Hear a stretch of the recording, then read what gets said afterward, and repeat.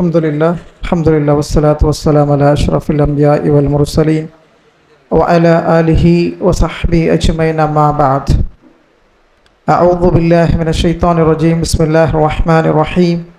Ya ayyuhalladhina amanu taqullaha haqqa tuqatihi wa la tamutunna illa wa antum muslimun. Rabbi shrah li sadri wa yassir li amri wahlul 'uqdatam min lisani yafqahu qawli. SKSM ದಾವಾ wing ಆಯೋಜಿಸಿದಂತಹ ಆಲಿಮತ್ ದಾಯಿ meet ಕಾರ್ಯಕ್ರಮದ ಅಧ್ಯಕ್ಷತೆಯನ್ನು SKSMನ ಕೇಂದ್ರ ಸಮಿತಿಯ ಅಧ್ಯಕ್ಷರಾದಂತಹ ಜನಾಬ್ ಬಶೀರ್ ಅಹಮದ್ ಶಾಲಿಮಾರ್ ಅವರು ವಹಿಸಲಿದ್ದಾರೆ.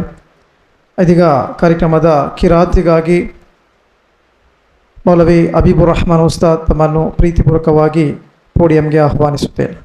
ಅಸ್ಸಲಾಮು ಅಲೈಕುಂ ವರಹಮತುಲ್ಲಾಹ್. أعوذ بالله من الشيطان الرجيم. بسم الله الرحمن الرحيم. ومن أحسن قولا ممن دعا إلى الله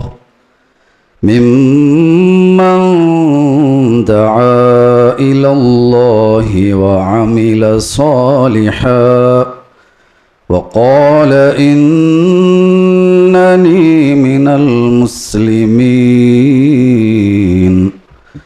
ولا تستوي الحسنة ولا السيئة ادفع بالتي هي أحسن فإذا الذي بينك وبينه عداوة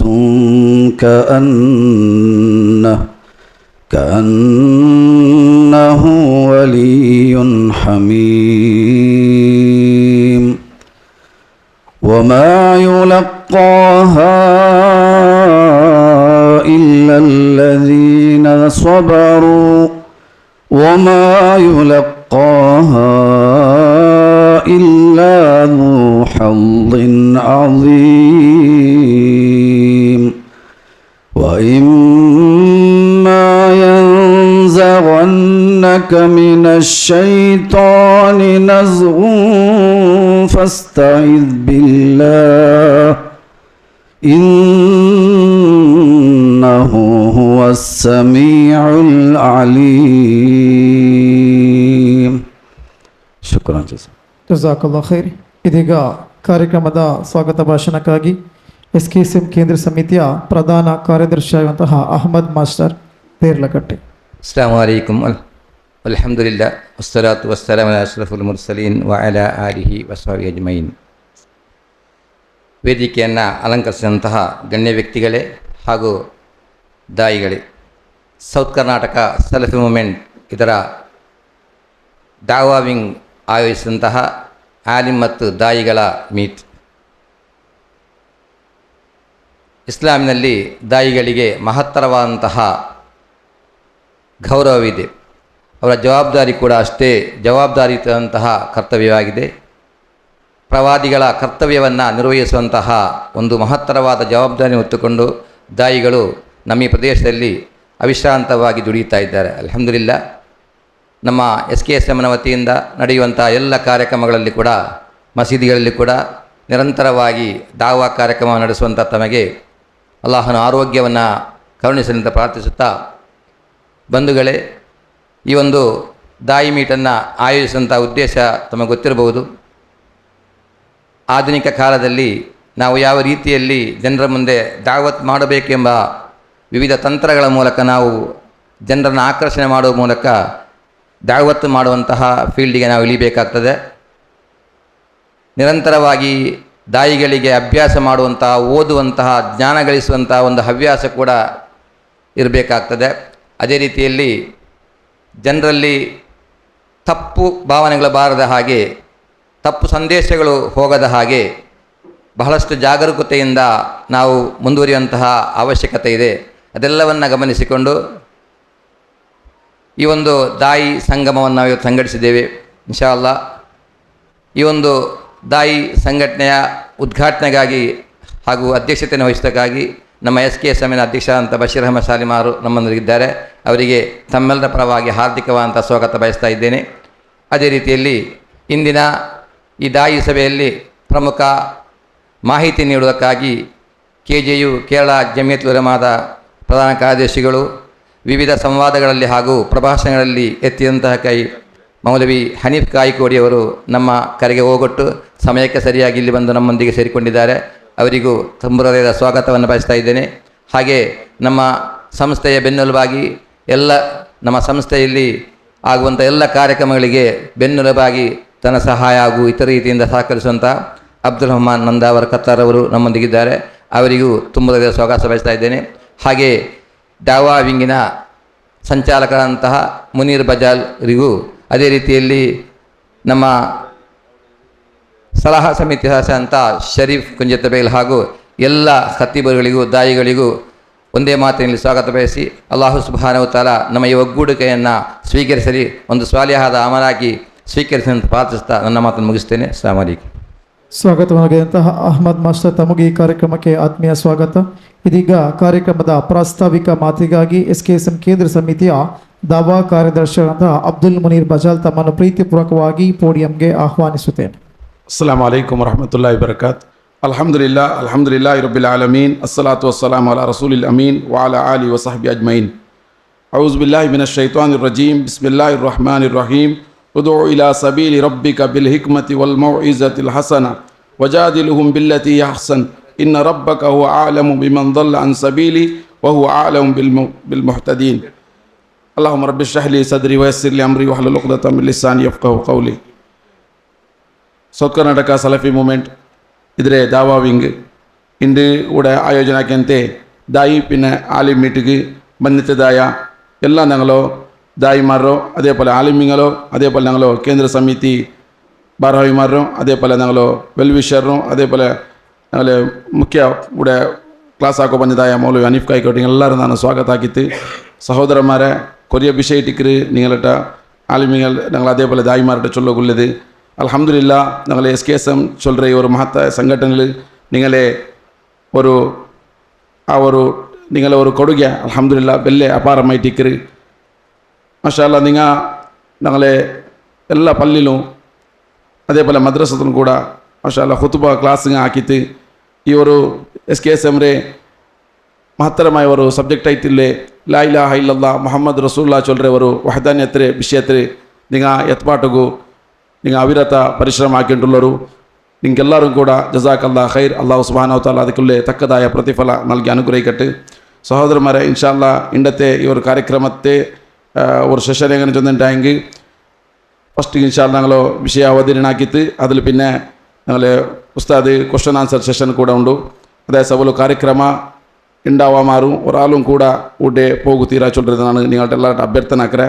അതേപോലെ കുറേ വിഷയത്തിൽ ചൊല്ലുന്നുണ്ടായെങ്കിൽ ഞങ്ങളെ ഖുത്ബത്തുക്ക് കൊണ്ടതായ ದಾಯಿമാರು ಅದೇ ಆಲಿಮಿಗಳು നിങ്ങളുടെ ചില വിഷയ ഞങ്ങളെ പള്ളിയിൽ പോകേണ്ട സമയത്തിൽ അവിടെ ഏതൊരു ടൈം അങ്ങ് നിശ്ചയിച്ചിട്ടുള്ള ആ ടൈമിനെ കാണ്ടി മുന്നലേ നിങ്ങൾ പോയിട്ട് ഇൻഷാ അല്ലാ അവിടേക്ക് എത്തിയിട്ട് ഖുത്ബത്തെ സമയത്ത് നിങ്ങൾ എത്തോണം ചൊല്ലുന്ന നിങ്ങളുടെ റിക്വസ്റ്റ് ആക്കറേ. അതേപോലെ നിങ്ങൾക്ക് അൽഹംദുലില്ലാ ഇപ്പോൾ സബ്ജക്റ്റ് തന്നിട്ടുള്ള പ്രതി ഒരു വാരം കൂടെ നിങ്ങൾക്ക് സബ്ജക്റ്റ് തണ്ട് ആ സബ്ജക്റ്റിൽ ഒതുങ്ങിയിട്ട് അതൊരു വിഷയത്തിൽ പഠിച്ചിട്ട് കറക്റ്റായിട്ട് നിങ്ങൾ ഖുത്ബ ಹಾಕೋಣ ಚೊಂತು ನಾನು ನಿങ്ങളുടെ ರಿಕ್ವೆಸ್ಟ್ ಹಾಕ್ರೆ.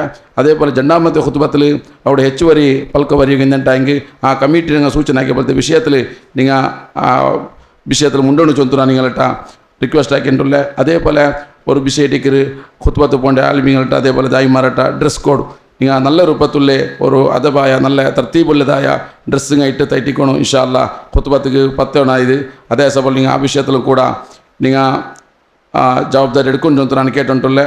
പിന്നൊരു ವಿಷಯಟಿಕ್ರಿ SKSM ಅನೌನ್ಸ್ಮೆಂಟ್ ಕಾರ್ಯಕ್ರಮ ഇപ്പോൾ ഖുത്ബത്തിൽ നിങ്ങൾ പോകേണ്ടേക്ക് മുന്നോളൂ ഞങ്ങൾ പ്രതി വെള്ളിയാഴ്ച അല്ലാതെ മുന്നോളൂ നിങ്ങൾക്ക് ഞങ്ങൾ എന്തൊരു സബ്ജക്റ്റ് ഞങ്ങൾ SKSM ಸಂಬಂಧಪಟ್ಟದ್ದು ವಿಷಯ ಇನ್ನಂಟಾಗ നിങ്ങൾ ചൊല്ലണോ ചൊന്നുള്ള ವಿಷಯത്തിൽ നിങ്ങൾ ഞങ്ങൾക്ക് ಮಾಹಿತಿ ತಂಡ ಆಯ್ಗು ಯಾರು ತಾಳ್ಮಾರು ಆದರೆ ವಾಟ್ಸಪ್ ಆನ್ ಆಗಿತ್ತು ನೋಕರದಾಯ ವ್ಯವಸ್ಥೆ ಇಕ್ಕಿಲ್ಲ.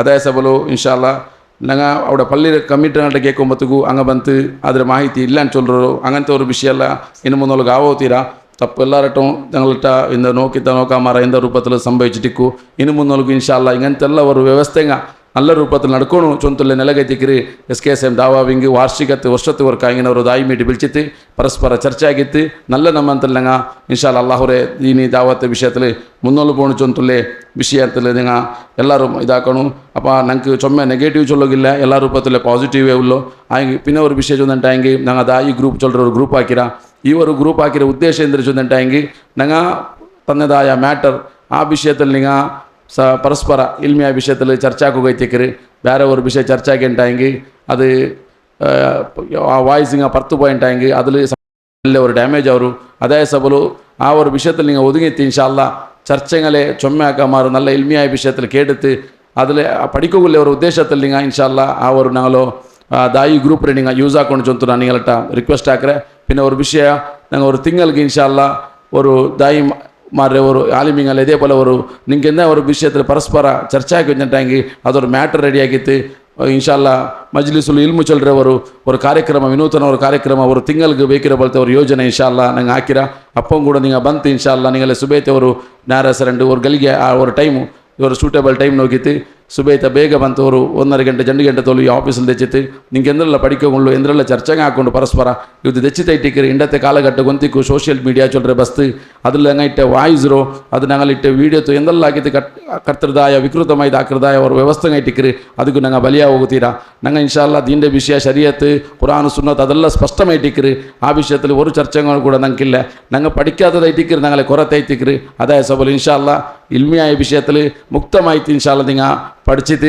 ഞങ്ങളെ കേരളത്തെ ആലിമിങ്ങ കൂടെ KJ ആലിം അതേപോലെ ഞങ്ങളെ ഊടം കൂടെ ആലിമിങ്ങ ഉള്ളവരും അങ്ങനെട്ടെല്ലാം കറക്റ്റായിട്ട് പഠിച്ചിട്ട് ഇൻഷാല്ല നിങ്ങൾ ആ വിഷയത്തിൽ ಮುಂದುವರಿಯೋಣ ಚೊಂತು നിങ്ങളുടെ കേട്ടോല്ലേ ഇൻഷാല്ല ഇണ്ടത്തെ ഈ ഞങ്ങൾ ഉസ്താദ് ക്ലാസ് ആക്കിയാൽ പിന്നെ ക്വസ്റ്റ്യൻസ് ಸರಿ ಆನ್ಸರ್ ಉಂಟು ഇവിടെ ആൻസർക്ക് ഹൈലൈറ്റ് ഇക്കറ ആൻസർ ആക്കറോ നിങ്ങൾ ഒരു ക്വസ്റ്റ്യൻ കേട്ടാൽ പിന്നെ പരസ്പരം നിങ്ങൾ ഉൾഗത്തിൽ നിങ്ങൾ ചർച്ചാക്കാമാറ് എന്തിരെ ഇന്നത്തെ ഉപചോദ്യ എന്ത് ഇന്നെങ്കിൽ ഞങ്ങൾ ഉസ്താദ് രട്ടമേ നിങ്ങൾ ಹಾಕೋಣ നല്ല രൂപത്തിൽ ഒരു ഇൽമിയായ മജ്ലിസ് ആയിട്ടിക്കറ അൽഹംദുലില്ലാ ಇದಕ್ಕೆ നല്ല രൂപത്തിൽ ഇത് ಕಾರ್ಯಕ್ರಮ ഞങ്ങൾ നടಕೊಂಡು ചൊಂತು ನಾನು ಅಲ್ಲಾಹ್ കേട്ട് റബ്ബ് സുബ്ഹാനഹു വ തആല ಅದಕ್ಕೆ ತೌಫೀಕ್ ಆಗಿ ತರಟ್ಟು ಇನ್ಶಾಅಲ್ಲಾ നിങ്ങൾ എല്ലാവരും ಕೂಡ ഞങ്ങളെ ದಾವಾವಿಂಗಿൽ ಪರಸ್ಪರമായിട്ട് നിങ്ങൾ ಯಾವ ವಿಷಯದಲ್ಲಿ ಚರ್ಚೆಗೆ ಬಂದು ಅದಕ್ಕೆಲ್ಲ ನೀವು ಕಾದು ಕೊಡ್ತು നല്ല രൂപത്തിൽ മുന്നോട്ട് കൊണ്ടുപോകണം ചൊಂತು ನಾನು നിങ്ങളുടെ ಅಭ್ಯರ್ಥನೆ ಹಾಕಿದ್ರೆ അതേപോലെ ಇನ್ನೊരു ವಿಷಯ ಇಟ್ಟಿಕ್ಕರಿ SKSM ಮೆಂಬರ್ಶಿಪ್ എടുக்கிற ವಿಷಯത്തിൽ ಕೂಡ ದಾಯಿಮಾರು ಆರಲ್ಲ നിങ്ങൾ ಮೆಂಬರ್ಶಿಪ್ ಫಾರ್ಮ್ എടുത്തിട്ടില്ല നിങ്ങളെല്ലാവരും ಮೆಂಬರ್ಶಿಪ್ ಫಾರ್ಮ್ ಕಲೆಕ್ಟ್ ಆಗಿತ್ತು ಆ ഒരു ಭರ್ತಿಯಾಗಿದ್ದು ನಂಗೆ നിങ്ങൾ ಎತ್ಪಾಟೋಣ ಚೊಂತು ನಾನು ನಿങ്ങളുടെ ಕೇಟೋಲ್ಲ ಅಲ್ಲಾಹು ಸುಬ್ಹಾನಹು ವ ತಆല കൂടിയതായ ഈ ഒരു സബരെ റബ്ബ് സുബ്ഹാനഹു വ തആല ഖൈറായിട്ട് നമുക്ക് ഇതിരെ അജർ നൽകി അനുഗ്രഹിക്കട്ടെ ಬಂದದಾയ ಎಲ್ಲರೂ ಕೂಡ നല്ല ವಿಷಯದಲ್ಲೂ ಇಲ್ಮಿಯಾയിട്ട് ಹಾಸಿಲಾಗಿತ್ತು നല്ല രൂപത്തിലൂടെ പിരിയോഗുള്ള ತೌಫೀಕ್ ಅಲ್ಲಾಹು ಆಗಿ ತರಟ್ಟು ಆಮೀನ್ ಯಾ ರಬ್ಬಲ್ ಆಲಮೀನ್ ಅಸ್ಸಲಾಮು ಅಲೈಕುಂ ವರಹಮತುಲ್ಲಾಹ್. ಪ್ರಾಸ್ತಾವಿಕ ಭಾಷಣವಾಗಿದ್ದಂತಹ SKSM ಕೇಂದ್ರ ಸಮಿತಿಯ ದಾವಾ ಕಾರ್ಯದರ್ಶಿ ಅಬ್ದುಲ್ ಮುನೀರ್ ಬಜಾಲ್ ಜಜಾಕಲ್ಲಾಹ್ ಖೈರ್.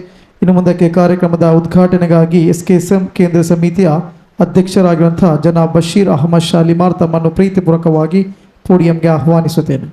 ಅಸ್ಸಲಾಮು ಅಲೈಕುಂ ವರಹಮತುಲ್ಲಾಹ್. ಅಲ್ಹಮ್ದುಲಿಲ್ಲಾಹಿ ರಬ್ಬಿಲ್ ಆಲಮೀನ್ ವಸ್ಸಲಾತು ವಸ್ಸಲಾಮು ಅಲಾ ರಸೂಲಿಲ್ ಕರೀಮ್ വഅല ആലി സാബി അജുമൈൻ അമ്മാബാദ്. ആലിമ പിന്നെ ദായി മീറ്റ് ഒരു നല്ലതായ ഒരു കാര്യക്രമമായിട്ടിക്കറ് എല്ലാ ടൈമിലും ಅದಕ್ಕೆ ಅಲ್ಲಾಹು ಅನುಗ್ರಹಿಕಟ್ಟು ಚಂದ ನಾನು ಫಸ್ಟ್ ಆಫ್ ಆಲ್ ಅಲ್ಲಾಹ್ ದೂರನುಂಡಿಲ್ಲ ಇದರ ಸದುಪಯೋಗ ನಂಗೆಲ್ಲರೂ ಪಡೆಯ ಅದಕ್ಕೆ ಈ ಕಾರ್ಯಕ್ರಮಕ್ಕೆ ಬಂದದಾಯ ವೇದಿಕೆಯಲ್ಲುള്ളതായ അനീഫ് കായിക്കോടി അതേപോലെ ಬೇರೆ ഞങ്ങളെല്ലാ ആലിമാരും ഞങ്ങളെ അബ്ദുറഹ്മാൻ ഖത്തർ ഞങ്ങളെ വെൽവിഷർ അതേപോലെ ഞങ്ങളെ ജനറൽ സെക്രട്ടറി ബാക്കി ഇന്ന് എല്ലാ ആലിമാരും ഉദ്ദേശിച്ചിട്ട് ഞാൻ ഒരു 2 പഴക്കം മാത്രം നിങ്ങളുടെ പഴക്കം വരെ ഇഷ്ടപ്പെട്ടത് എന്നെങ്കിൽ നിങ്ങൾ ആലിമാർ നിങ്ങളുടെ ഞങ്ങൾ കേട്ട് പഠിക്കരുത് നിങ്ങൾക്കൊന്ന് പഠിപ്പായിട്ട് എനിക്ക് ഇല്ല അങ്ങനത്തെ ഇൽമു ഞങ്ങളുടെ ഇല്ല ആയെങ്കിൽ ഒരു അധ്യക്ഷ ചൊല്ല നിലയ്ക്ക് മാത്രം അവിടെ നിன்றല്ലാണ്ട് ಬೇರೆ എന്തില്ല.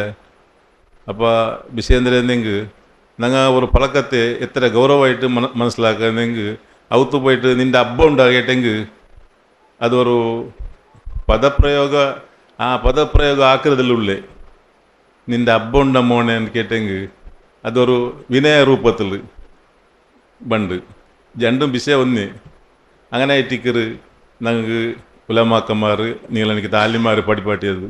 അപ്പോൾ ഒരു സൗമ്യ സ്വഭാവത്തിലായിട്ടിക്കറ് വിഷയം ഒന്നായെങ്കും അതിൽ ചൊല്ലുற ആ രീതി നീതിയിലായിട്ടിക്കറ് ഞങ്ങൾ അങ്ങനത്തെ ഒരു അങ്ങനെ ആക്കിക്കൊണ്ട് മുന്നോട്ട് പോണവർ ഇന്നത്തെ കാലഘട്ടം അങ്ങനെ ഞങ്ങൾ മുന്നോട്ട് ഉമ്മമാർ നിങ്ങൾ പേടിച്ച് നടന്ന ഇന്ന് കാലഘട്ടം അങ്ങനെയല്ല. മക്കൾക്കും നിങ്ങൾ പേടിക്കാനായിട്ട് വേണ്ട. എൻ്റെ അബ്ബക്ക് പേടിച്ചാൽ ഇന്ന് മക്കൾക്ക് പേടിക്കാനായിട്ട് വേണ്ട. എന്തെങ്കിൽ അങ്ങനത്തെ ദിനിയായ ഇൽമ ಯಾರುಂಡು ഇല്ലെങ്കിൽ ദീൻ ഇൽമ ಯಾರೈಕು ನಂಗೆ ഒരു വിഷയം കൊണ്ടില്ല തങ്ങളുടെ ನಂಗೆ കേട്ട് പഠിക്കണവർ ഇതായിട്ടിക്കറ് ഇന്നത്തെ സാഹചര്യ. എത്രയും ഇതിൽ ഞാൻ നോക്കിയത് ഞങ്ങളൊരു മിസ്സസ് അഡ്മിറ്റ് ആയപ്പോൾ അവിടെ അയാൾ ഡാക്ടർ ചൊന്തു ഞാനൊരു ഇഞ്ചക്ഷൻ കൊടുക്കറേ. ആ ഇഞ്ചക്ഷൻ കൊടുത്ത എന്താ പറയുന്നെങ്കിൽ ഒരു ഇഞ്ചിരെ ഞങ്ങൾ ഇങ്ങനെ ഇത് ഒരു ഇതിൽ ഇതാക്കല്ലേ കറിക്കിടുമ്പോൾ ഇഞ്ചിരി ഇതാക്കല്ലേ പൊടിയാക്കല്ലേ അതുപോലെ ആ മനസ്സിൽ അങ്ങനെ ആ ഒരു ചാൻസ് ഉണ്ട് ആ ഇഞ്ചക്ഷനിൽ ചൊന്തു. അപ്പോൾ അത് കൊടുക്കുന്നത് അനിവാര്യത്തെ. പിന്നെ ഇതിക്ക് സബ്സ്റ്റിറ്റ്യൂട്ടായിട്ട് വേറെ ഞങ്ങൾ ഇന്ത്യത്തിൽ വന്നിട്ടില്ല എൻ്റെ അയൽ ചൊന്തു. അപ്പോൾ ഞാൻ കൊടുക്കറു ಅಲ್ಲ ಅವರ ಮೇಲೆ ತವಕಲಾಗಿ ಕೊಡ್ತಿಟ್ಟು ಅವಳಿಗೂ ಸೈಸ್ ಇದಾಯಿತು, ಇರಿಟೇಷನ್ ಆಯಿತು. ಅಪ್ಪ ಅಲ್ಲಿ ಅಸಿಸ್ಟೆಂಟ್ ಚೊಲ್ಲೆ ಸರ್ ಸಮ್ ಟೈಮ್ ನಂಗೆ ನೋಕ ಕರೆಕ್ಟಾಗಿ ಬಂಡು ಎಲ್ಲಿಗಂತೂ ನೀ ಎಡ್ಕೊರೋದು ಆವಲೆ ಅಂಟು ಆ ಡಾಕ್ಟರ್ ಚೊಲ್ಲೆ ಅಲ್ಲಿ ಅಸಿಸ್ಟೆಂಟ್ ಚೊಲ್ಲೆ ಸರ್ ಎಲ್ಲ ನಂಗೆ ಸಮ್ ಟೈಮ್ ವೆಯ್ಟ್ ಹಾಕಂಟು കാലക്രമേ സമയം ಬಂತು. അപ്പം നോക്കറു ചില പഠിപ്പു അസിസ്റ്റന്റുമാർ ഉസ്താദന്മാർക്ക് ചൊന്നു കൊടുക്കുക ഞങ്ങളെ സീനിയർമാർക്ക്. അങ്ങനത്തെ കാലഘട്ടം അങ്ങനത്തെ സാഹചര്യമെല്ലാം ഞങ്ങൾ വന്നു ഞങ്ങൾ കണ്ടിട്ടിക്കും നിങ്ങൾ അനുഭവമായിട്ടിക്കുവാറ്. അപ്പോൾ ഇൽമു എല്ലാവരും ഇക്കറ് ആ ഇൽമു ഞങ്ങൾ ഇങ്ങനെ എല്ലാം ഒട്ടിಗೆ ആക്കിയിട്ട് ഒരാളെ അഭിപ്രായത്തിൽ മുന്നോട്ട് പോകുമ്പോഴത്തേക്ക് അത് വലിയ ഒരു ഞങ്ങൾ ഫായ്ദാവും ചൊന്നിട്ട് ഈ ഞാനൊരു ഉദാഹരണം ചൊല്ലുള്ള കാരണം അതേ കൊണ്ട് അള്ളാഹു സുബ്ഹാനഹു വ തആല ഞങ്ങളെ ഈ ಕಾರ್ಯಕ್ರಮത്തെ ഒരു ചന്തത്തിൽ എല്ലാവർക്കും ഉപയോഗ ഒരു രീതിയിൽ അത് അള്ളാഹു ആക്കി തീർക്കട്ട്. ബിസ്മില്ലാഹിർ റഹ്മാനിർ റഹീം. ഈ സമാരംഭത്തെ ഞാൻ അള്ളാഹുവരെ പേരിൽ ഉദ്ഘാടനമാക്കിയുള്ള അള്ളാഹു ഞങ്ങൾ എല്ലാവർക്കും അനുഗ്രഹിക്കട്ട് ചൊന്നിട്ടു സ്വന്തൻ്റെ ഈ പളക്കത്തിന് പാട്ട് അക്രദവാൻ അൽഹംദുലില്ലാഹി റബ്ബിൽ ആലമീൻ. ಅಸ್ಸಲಾಮು ಅಲೈಕುಂ ವರಹಮತುಲ್ಲಾಹಿ ವಬರಕಾತು.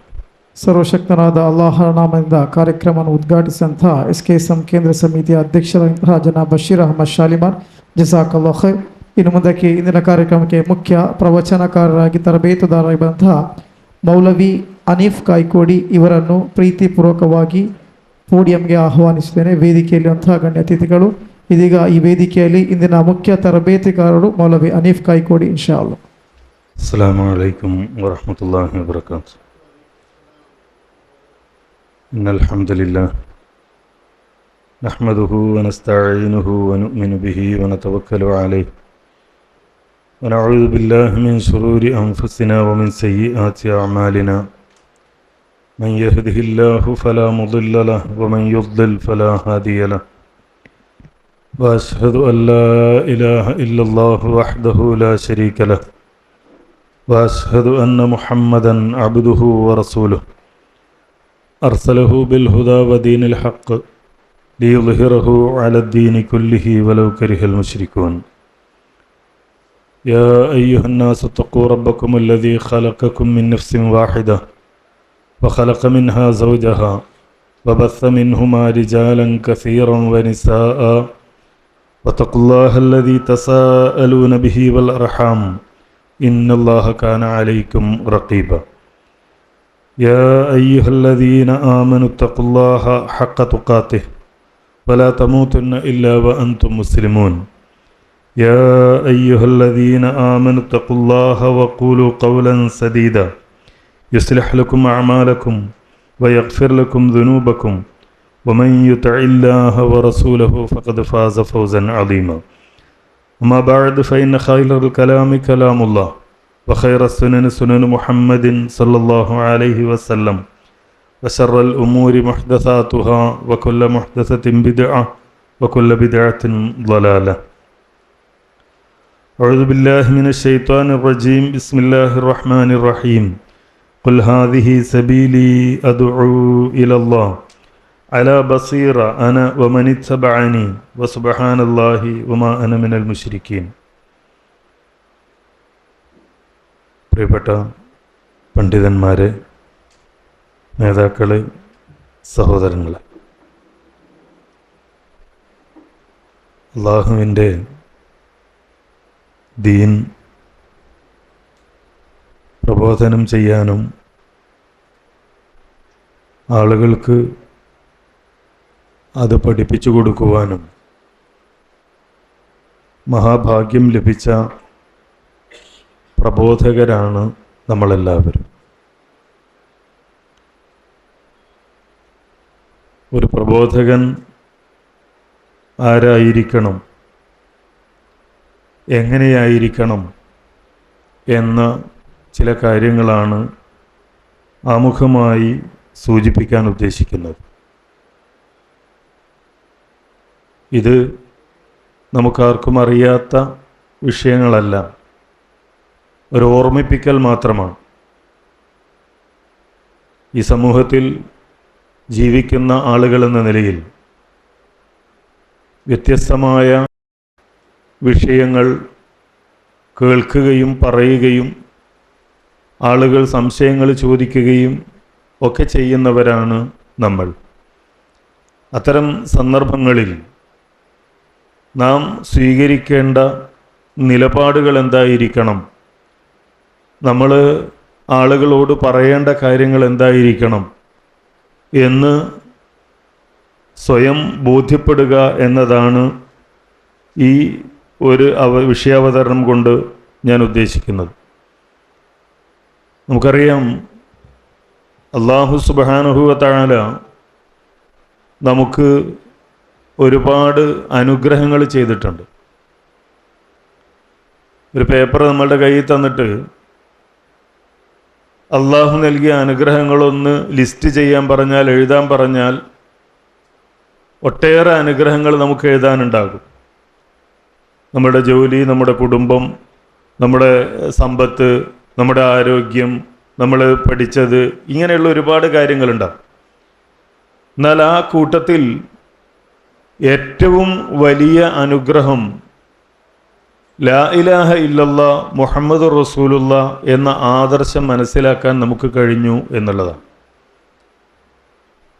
ഇതുകൊണ്ടാണ് വിശുദ്ധ ഖുർആൻ പറയുന്നത്, വഖാലു അൽഹംദുലില്ലാഹില്ലദീ ഹദാനാ ലിഹാദാ വമാ കുന്നാ ലിനഹ്തദിയ ലൗലാ അൻ ഹദാനല്ലാ.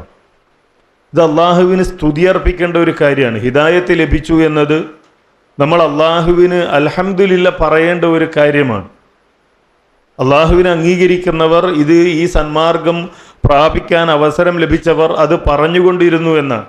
ആ അള്ളാഹുവിൻ്റെ അനുഗ്രഹം ഇല്ലായിരുന്നുവെങ്കിൽ ഈ ഹിദായത്ത് ലഭിക്കുമായിരുന്നില്ല. നമ്മൾ നോക്കൂ, ഇപ്പോൾ ലോകത്ത് നമ്മളുടെയൊക്കെ പാഠപുസ്തകങ്ങളിൽ നമ്മൾ പഠിച്ച ഒരുപാട് ശാസ്ത്രജ്ഞന്മാരുണ്ട്, രാഷ്ട്രീയ നേതാക്കന്മാരുണ്ട്, അതേപോലെ തന്നെ ഭരണാധികാരികളുണ്ട്. പലരുടെയും പേരുകൾ നമ്മൾ പഠിച്ചിട്ടുണ്ട്. ലോകത്ത് അറിയപ്പെടുന്ന പല മേഖലകളിലും അറിയപ്പെടുന്ന 50 ആളുകളുടെ പേര് പറയാൻ പറ്റുമോ എന്ന് ചോദിച്ചാൽ നമുക്ക് പറയാം. അത് നമ്മുടെ മനസ്സിലുണ്ടാകും. ഇപ്പോൾ ഇന്ത്യയുമായി ബന്ധപ്പെട്ട് തുടങ്ങുകയാണെങ്കിൽ, ഇപ്പോൾ മഹാത്മാഗാന്ധി എന്നൊക്കെ പറഞ്ഞ് തുടങ്ങുകയാണെങ്കിൽ ഇവിടുത്തെ ഭരണാധികാരികൾ അങ്ങനെ. അതേപോലെ ലോകത്ത് അറിയപ്പെടുന്ന ശാസ്ത്രജ്ഞന്മാർ, ഇനി ലോകത്ത് ക്രൂരതയുടെ പര്യായമായി ജീവിച്ച ഹിറ്റ്ലർ തുടങ്ങി ഒരുപാട് ആളുകൾ, ഇവരെ പറ്റിയൊക്കെ നമ്മൾ പാഠപുസ്തകങ്ങളിൽ പഠിച്ചിട്ടുണ്ട്.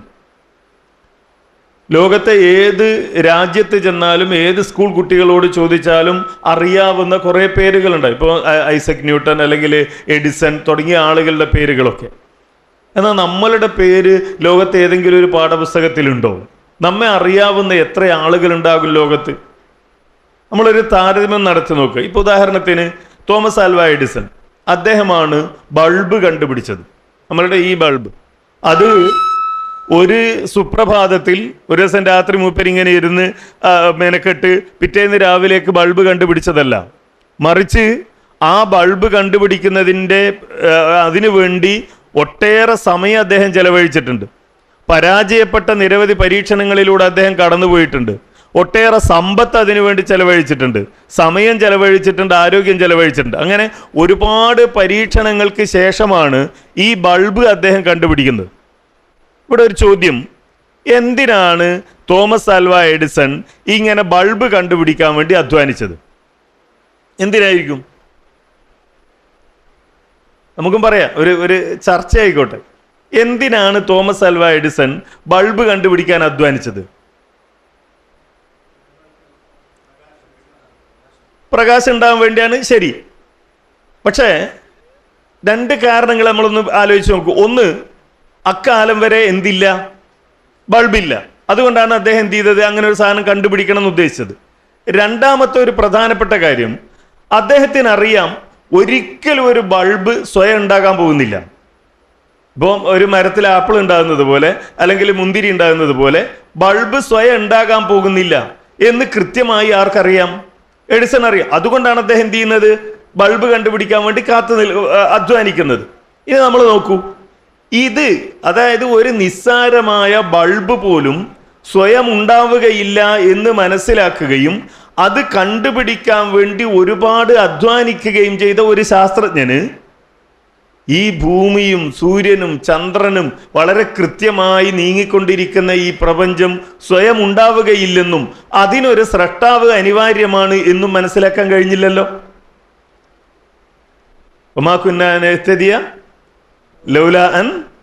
അതാണ് അദ്ദേഹത്തിന് കഴിഞ്ഞില്ല. ബുദ്ധിയില്ലാത്തതുകൊണ്ടാണോ? വിവരമില്ലാത്തതുകൊണ്ടാണോ? ചിന്തിക്കാൻ ശേഷിയില്ലാത്തതുകൊണ്ടാണോ? അല്ല. അവിടെ നിന്ന് ഇങ്ങോട്ട് പോരൂ. അത് ആ കൂട്ടത്തിൽപ്പെട്ട എല്ലാവരുടെയും അവസ്ഥ. ഇനി ഇങ്ങ് നമ്മളെ നാട്ടിലേക്ക് വന്ന് നോക്കൂ. ഇപ്പോൾ നമ്മുടെ നാട്ടിൽ കുറേ പണ്ഡിതന്മാരുണ്ടല്ലോ. ഖമറുൽ ഉലമ, ശംസുൽ ഉലമ, നൂറുൽ ഉലമ, സുൽത്താനുൽ ഉലമ എന്നൊക്കെ പറഞ്ഞിട്ട് ഒരുപാട് പണ്ഡിതന്മാർ. ഇപ്പോൾ മംഗലാപുരത്തെ ഖുബൂരികളുടെ നേതാക്കന്മാരായ കുറേ പണ്ഡിതന്മാരുണ്ടാവുമല്ലോ. ഈ നമ്മളുടെ ഏരിയയിൽ ഖുബൂരികളുടെ ഖുറാഫികളുടെ ഈ ആദർശത്തിന് നേതൃത്വം നൽകുന്നവർ ഒരുപാട് കാലം ദർസിൽ പഠിച്ചവരാകും. ചിലപ്പോൾ ദർസ് നടത്തുന്നവരാകും. അറബിക് കോളേജുകൾക്ക് നേതൃത്വം നൽകുന്നവരാകും. നൂറുകണക്കിന് കുട്ടികളെ ഒരു വർഷം ബിരുദം നേടി പുറത്തു വിടുന്നവരാകും. ഇപ്പൊ ദാരിമിയൊക്കെ ഇവിടെ ഉണ്ടല്ലോ. അവരുടെ അദ്ദേഹത്തിൻ്റെ ഒക്കെ ഉസ്താദുമാർ എന്ന് പറഞ്ഞാൽ അറിയപ്പെടുന്ന പണ്ഡിതന്മാരാണ്. എൻ്റെ മുമ്പിലിരിക്കുന്ന നമ്മളുണ്ടല്ലോ, നമ്മൾ അങ്ങനെ ഒരു 10-15 വർഷം ദർസിൽ കിതാബോധി പഠിച്ച ആളുകളുണ്ടോ? ഒരു കൊല്ലം നൂറുകണക്കിന് ശിഷ്യന്മാരെ കിതാബോധി പഠിപ്പിച്ച് പുറത്തു വിടുന്നവരുണ്ടോ? ഇല്ല. നമ്മളൊക്കെ വളരെ കുറച്ച് പഠിക്കുകയും വളരെ കുറച്ച് കാര്യങ്ങൾ മനസ്സിലാക്കും. പക്ഷെ ആ പഠിച്ചത് ഖുർആനും സുന്നത്തുമാണ് എന്നതിൻ്റെ ഗുണം അനുഭവിക്കുകയും ചെയ്യുന്ന ആളുകളാണ്. നോക്കൂ, ഒരു സാധാരണക്കാരനായ നമ്മളുടെ ഇടയിൽ ജീവിക്കുന്ന, നമ്മളിപ്പോൾ ദായിമാരാണല്ലോ, നമ്മൾ ദായിമാരൊന്നും അല്ലാത്ത നമ്മളുടെ പള്ളിയിൽ വന്ന് ഖുതുബ കേട്ട് ദീന് പഠിച്ച, അല്ലെങ്കിൽ എവിടുന്നെങ്കിലും ആരെങ്കിലും കൊടുത്ത ഒരു CD കേട്ട്, അല്ലെങ്കിൽ ഒരു ലഘുലേഖ കണ്ട്, ഒരു ചെറിയ പുസ്തകം കണ്ട് ഈ തൗഹീദ് മനസ്സിലാക്കിയ സാധാരണക്കാരനില്ലേ? എത്രയോ സാധാരണക്കാരില്ല നമ്മളെ മുമ്പിൽ. നോക്കൂ, ഈ സാധാരണക്കാരന് മനസ്സിലായ സത്യം ലാ ഇലാഹ ഇല്ലല്ലാ എന്നതിൻ്റെ ഭാഗമാണ് ജാറത്ത് പോകാൻ പാടില്ല, ലാ ഇലാഹ ഇല്ലല്ലയുടെ ഭാഗമാണ് മരിച്ചു പോയവരെ വിളിച്ചു തേടാൻ പാടില്ല എന്ന് മനസ്സിലാക്കാൻ വർഷങ്ങളോളം കിതാബ് ഓതിയ മുസ്ലിയാക്കന്മാർക്ക് കഴിഞ്ഞില്ല. വമാകുന്ന ലിനഹ്തദിയ ലൗലാ അൻ ഹദാ. ഇതൊരു വലിയ അനുഗ്രഹമാണ്. ഇതൊരു വലിയ അനുഗ്രഹമാണ്. അത് തിരിച്ചറിയുക എന്നത് ഒരു പ്രബോധകന്റെ ഏറ്റവും പ്രധാനപ്പെട്ട ഒരു കാര്യമാണ്. അത് നമ്മൾ മനസ്സിലാക്കണം. നമ്മളിങ്ങനെ ഒരു നിസ്സാരമായ ഒരു കാര്യമില്ല. ഇത് പടച്ചോൻ നൽകിയ ഒരു അനുഗ്രഹമാണ്. അള്ളാഹു സമ്പത്ത് നൽകി. അതിനെങ്ങനെയാണ് അള്ളാഹുവിനോട് നന്ദി രേഖപ്പെടുത്തേണ്ടത്? അള്ളാഹു നൽകിയ സമ്പത്തിന് എങ്ങനെയാണ് നമ്മൾ നന്ദി രേഖപ്പെടുത്തുക? അത് മുഴുവൻ നമ്മൾ എന്നെ കെട്ടിപ്പൂട്ടി വെച്ചിട്ടാണോ? അല്ല. സക്കാത്ത് കൊടുക്കണം, സദക്ക കൊടുക്കണം, ആവശ്യമായ പ്രയാസങ്ങൾ ഉണ്ടാകുന്ന സന്ദർഭത്തിൽ പോലും എന്ത് ചെയ്യണം? ചെലവഴിക്കണം. അള്ളാഹുവിന് അങ്ങനെ നമ്മൾ നന്ദി രേഖപ്പെടുത്തും. അള്ളാഹു നമുക്ക് ആരോഗ്യം നൽകി. അള്ളാഹു സുബ്ഹാനഹു വ തആല നിശ്ചയിച്ച ഇബാദത്തുകൾ നിർവഹിച്ചുകൊണ്ട് എന്ത് ചെയ്യണം? അള്ളാഹുവിന് നമ്മൾ നന്ദി രേഖപ്പെടുത്തുന്നു. ഇവിടെ അള്ളാഹു നമുക്ക് നൽകിയ ഏറ്റവും പ്രധാനപ്പെട്ട ഹിദായത്ത് എന്ന അനുഗ്രഹം, അതിനെങ്ങനെയാണ് നമ്മൾ നന്ദി രേഖപ്പെടുത്തുക? അതാണ് നമ്മൾ ചെയ്യുന്ന പണി. ഞാൻ മനസ്സിലാക്കിയ സത്യം മറ്റുള്ള ആളുകൾക്ക് കൂടി എത്തിച്ചു കൊടുക്കുക, ഈ ഹിദായത്തിൻ്റെ വെളിച്ചം മറ്റുള്ള ആളുകൾക്ക് കൂടി എത്തിച്ചു കൊടുക്കുക എന്നതാണ് ഈ നിഅമത്തിൻ്റെ ഏറ്റവും പ്രധാനപ്പെട്ട നന്ദി രേഖപ്പെടുത്തൽ എന്ന് നമ്മൾ മനസ്സിലാക്കുക. അതുകൊണ്ട് തന്നെയാണ് ദഅവത്ത് ഏറ്റവും പ്രധാനപ്പെട്ട അമലാണ്. അദ്ദഅവത്തു ഇലല്ലാഹി അസ്സ വജല്ല മിൻ അജല്ലിൽ അഅമാലില്ലതി യഅമലുഹൽ മുസ്ലിം ഫി ഹയാത്തിഹി. ഒരു മുസ്ലിം അയാളുടെ ജീവിതത്തിൽ നിർവഹിക്കുന്ന ഏറ്റവും പ്രധാനപ്പെട്ട ഒരു കാര്യമാണ്, പ്രവർത്തനമാണ് ഈ ദഅവത്ത് എന്ന് പറയുന്നത്. അതുകൊണ്ടാണ് അല്ലാഹു സുബ്ഹാനഹു വ തആല പറഞ്ഞത് കുന്തും ഖൈറ ഉമ്മത്തിൻ ഉഖ്രിജത് ലിന്നാസ്. ഈ ഖൈറ ഉമ്മത്തിന്റെ പ്രത്യേകത എന്താ? തഅ്മുറൂന ബിൽ മഅറൂഫി വതൻഹൗന അനിൽ മുൻകർ. ഈ ഏറ്റവും പ്രധാനപ്പെട്ട പ്രവർത്തനം എന്ന് പറഞ്ഞാൽ ഈ നന്മ കൽപ്പിക്കുകയും അതേപോലെ തിന്മ വിരോധിക്കുകയും ചെയ്യുക എന്നുള്ളതാണ്. ഈ ആയത്ത് വിശദീകരിച്ചുകൊണ്ട് ഇമാം ത്വബിരി തൻ്റെ തഫ്സീറിൽ രേഖപ്പെടുത്തിയ ഒരു കാര്യം നമുക്കിങ്ങനെ കാണാം. അദ്ദേഹം പറയാണ്, യഖൂലു തആല ദിക്റുഹു ലിനബി മുഹമ്മദിൻ സല്ലല്ലാഹു അലൈഹി വസല്ലം ഉദു യാ മുഹമ്മദ് മൻ അർസലക ഇലൈഹി റബ്ബുക് ബിദ്ദുആഇ ഇലാ ത്വാഅതിഹി വഇലാ സബീലി റബ്ബിക് ഇലാ ശരീഅത്തി റബ്ബിക അല്ലതി ശറഅഹാ ലിഖൽഖിഹി വഹുവൽ ഇസ്ലാം യഖൂലു യുഹില്ലാഹു അല്ലദി യൂഹിഹി ഇലൈക വകിതാബിഹി അല്ലദി യുൻസിലുഹു അലൈക. അള്ളാഹ് ഇറക്കി തന്ന ഈ കിതാബ്, അള്ളാഹിന്റെ ശരീഅത്ത്, അതെന്ത് ചെയ്യണം? ആളുകൾക്ക് എത്തിച്ചു കൊടുക്കണം.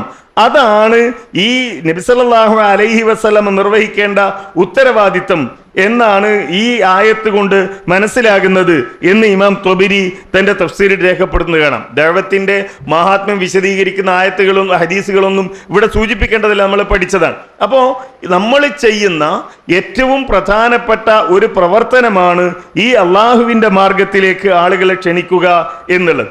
അങ്ങനെ ക്ഷണിക്കുന്ന ആളുകളെ പറ്റി അള്ളാഹു എന്താ പറഞ്ഞത്? അവരാണ് സൗഭാഗ്യവാന്മാർ, അവരാണ് വിജയിക്കുന്ന ആളുകൾ എന്നാണ്. വൽതകും മിൻകും ഉമ്മത്തുൻ യദ്ഊന ഇലൽ ഖൈരി വയഅ്മുറൂന ബിൽ മഅറൂഫ് വയൻഹൂന അനിൽ മുൻകർ. ആയത്ത് ഞാൻ വിശദീകരിക്കേണ്ടതില്ലല്ലോ. വഉലൈക ഹുമുൽ മുഫ്ലിഹൂൻ. ഇത് ചെയ്യുന്ന ആളുകൾ ആരാണ്? വിജയികളാണ് എന്നാണ്. വൽ മഖ്സൂദു മിൻ ഹാദിഹിൽ ആയ അൻ തകൂന ഫിർഖ മിനൽ ഉമ്മ മുതസദ്ദിയത്തുൻ ലിഹാദ ശൈൻ. സമൂഹത്തിൽ ഒരു വിഭാഗം ആളുകൾ എന്ത് വേണം? ഇതിനു വേണ്ടി ഉണ്ടാകണം. എന്തിനു വേണ്ടി ഉണ്ടാകണം? ഈ യദ്ഊന ഇലൽ ഖൈരി വയഅ്മുറൂന ബിൽ മഅറൂഫ് വയൻഹൂന അനിൽ മുൻകർ, അതിനു വേണ്ടി ഒരു വിഭാഗം ആളുകൾ ഉണ്ടാകണം എന്നാണ്. ആ ഉണ്ടാകൽ എങ്ങനെയാണ്? ഇങ്ങനെയാണ്. ആ ഉണ്ടായ ആളുകളാണ് നമ്മൾ എന്ന് നമ്മൾ തിരിച്ചറിയണം. അപ്പോഴേ നമ്മൾ ആര് എന്ന് നമുക്ക് മനസ്സിലാവുകയുള്ളൂ, നമ്മുടെ സ്ഥാനം എന്ത് എന്ന് നമുക്ക് മനസ്സിലാവുകയുള്ളൂ. ഇങ്ങനെ തെരഞ്ഞെടുക്കപ്പെട്ട അള്ളാഹുവിൻ്റെ അനുഗ്രഹം ലഭിച്ച ഒരു വിഭാഗമാണ് എന്ന് നമ്മളെക്കുറിച്ച് മനസ്സിലാക്കണം. എന്തുകൊണ്ട്? ആ അനുഗ്രഹം കൃത്യമായി ഉപയോഗപ്പെടുത്തണമെങ്കിൽ. എന്തുകൊണ്ടാ? സക്കാത്ത് കൊടുക്കാത്ത എത്രയോ പൈസക്കാരില്ലേ? സക്കാത്ത് കൊടുക്കാത്ത പണക്കാരില്ലേ? ആരോഗ്യവും നല്ല കഴിവും ചിന്തയും ബുദ്ധിയൊക്കെ ഉണ്ടായിട്ട് നിസ്കരിക്കാത്ത ആളുകളില്ലേ? മുസ്ലിങ്ങളുടെ കൂട്ടത്തിൽ ഞാൻ പറയുന്നത് ഇല്ലേ? എന്തുകൊണ്ടാണ് അത് ചെയ്യാത്തത്? എന്തുകൊണ്ടാണ് ഒരാൾ തൻ്റെ കയ്യിൽ ഇഷ്ടം പോലെ പണമുണ്ടായിട്ടും സക്കാത്ത് കൊടുക്കാത്തത്?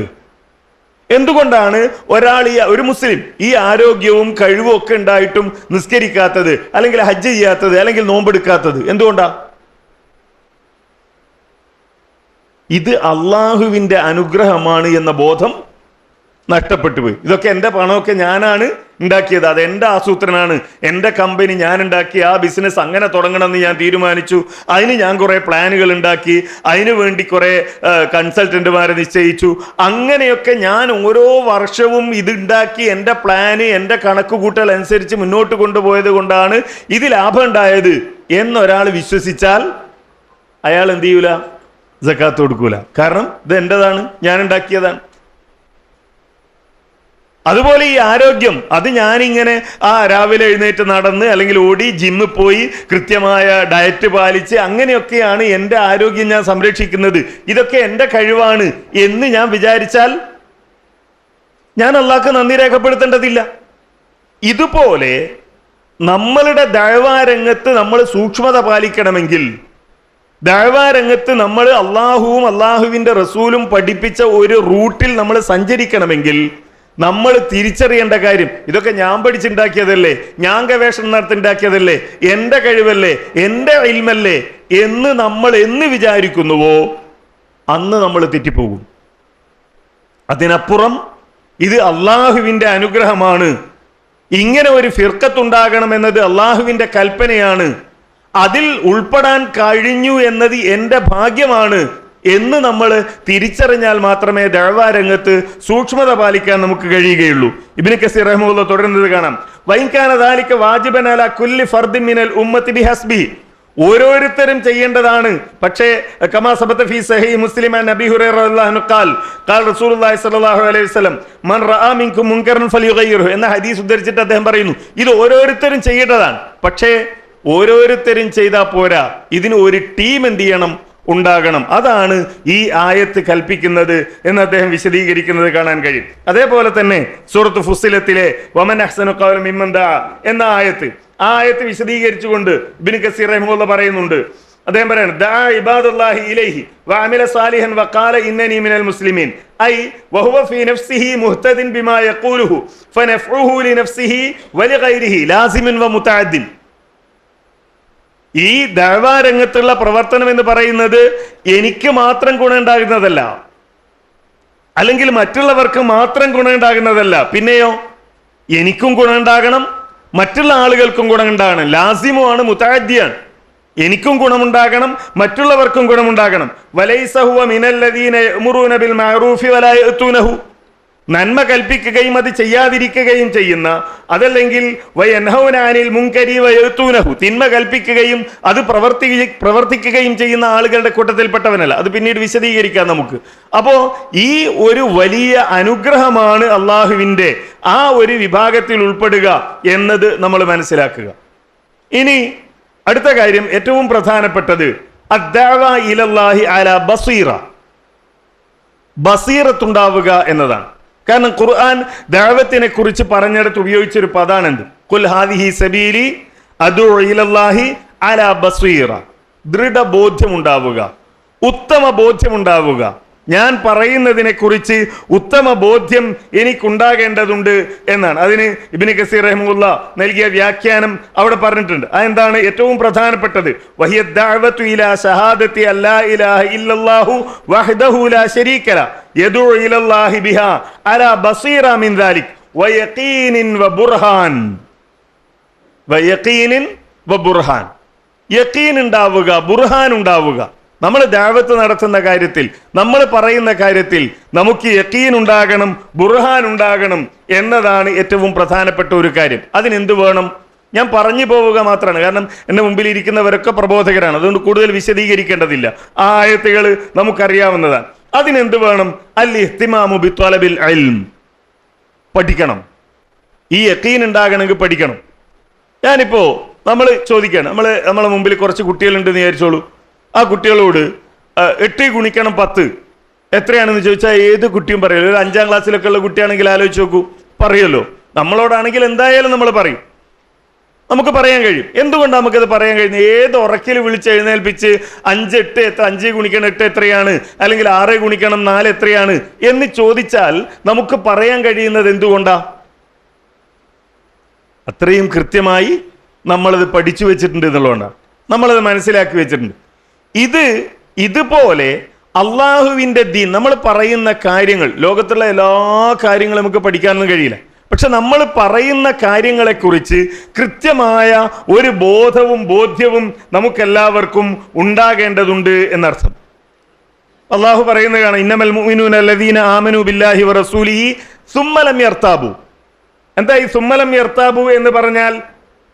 ഇമാം ഇബ്നു കസീർ പറയാൻ, എന്താണ് ഈ പറയുന്നതിന്റെ അർത്ഥം? സുമ്മ ലം യശുക്കു വലാ തസൽസലു ബൽ സബതു അലാ ഹാലിൻ വാഹിദ. അവർക്ക് എന്തുണ്ടാവൂല? സംശയം ഉണ്ടാവൂല. ഇപ്പോൾ ഓരോരുത്തർ വന്നിട്ട് ഇസ്ലാമിന്റെ പേരിൽ പുതിയ പുതിയ കാര്യങ്ങൾ പറഞ്ഞുകൊണ്ടിരിക്കും, നമ്മൾ കേൾക്കുന്നതാണല്ലോ. പുതിയ ചിന്താഗതികൾ, പുതിയ വിശ്വാസങ്ങൾ, പുതിയ ആചാരങ്ങൾ, ഇതൊക്കെ ഇങ്ങനെ പറയുന്നത് കേൾക്കാം.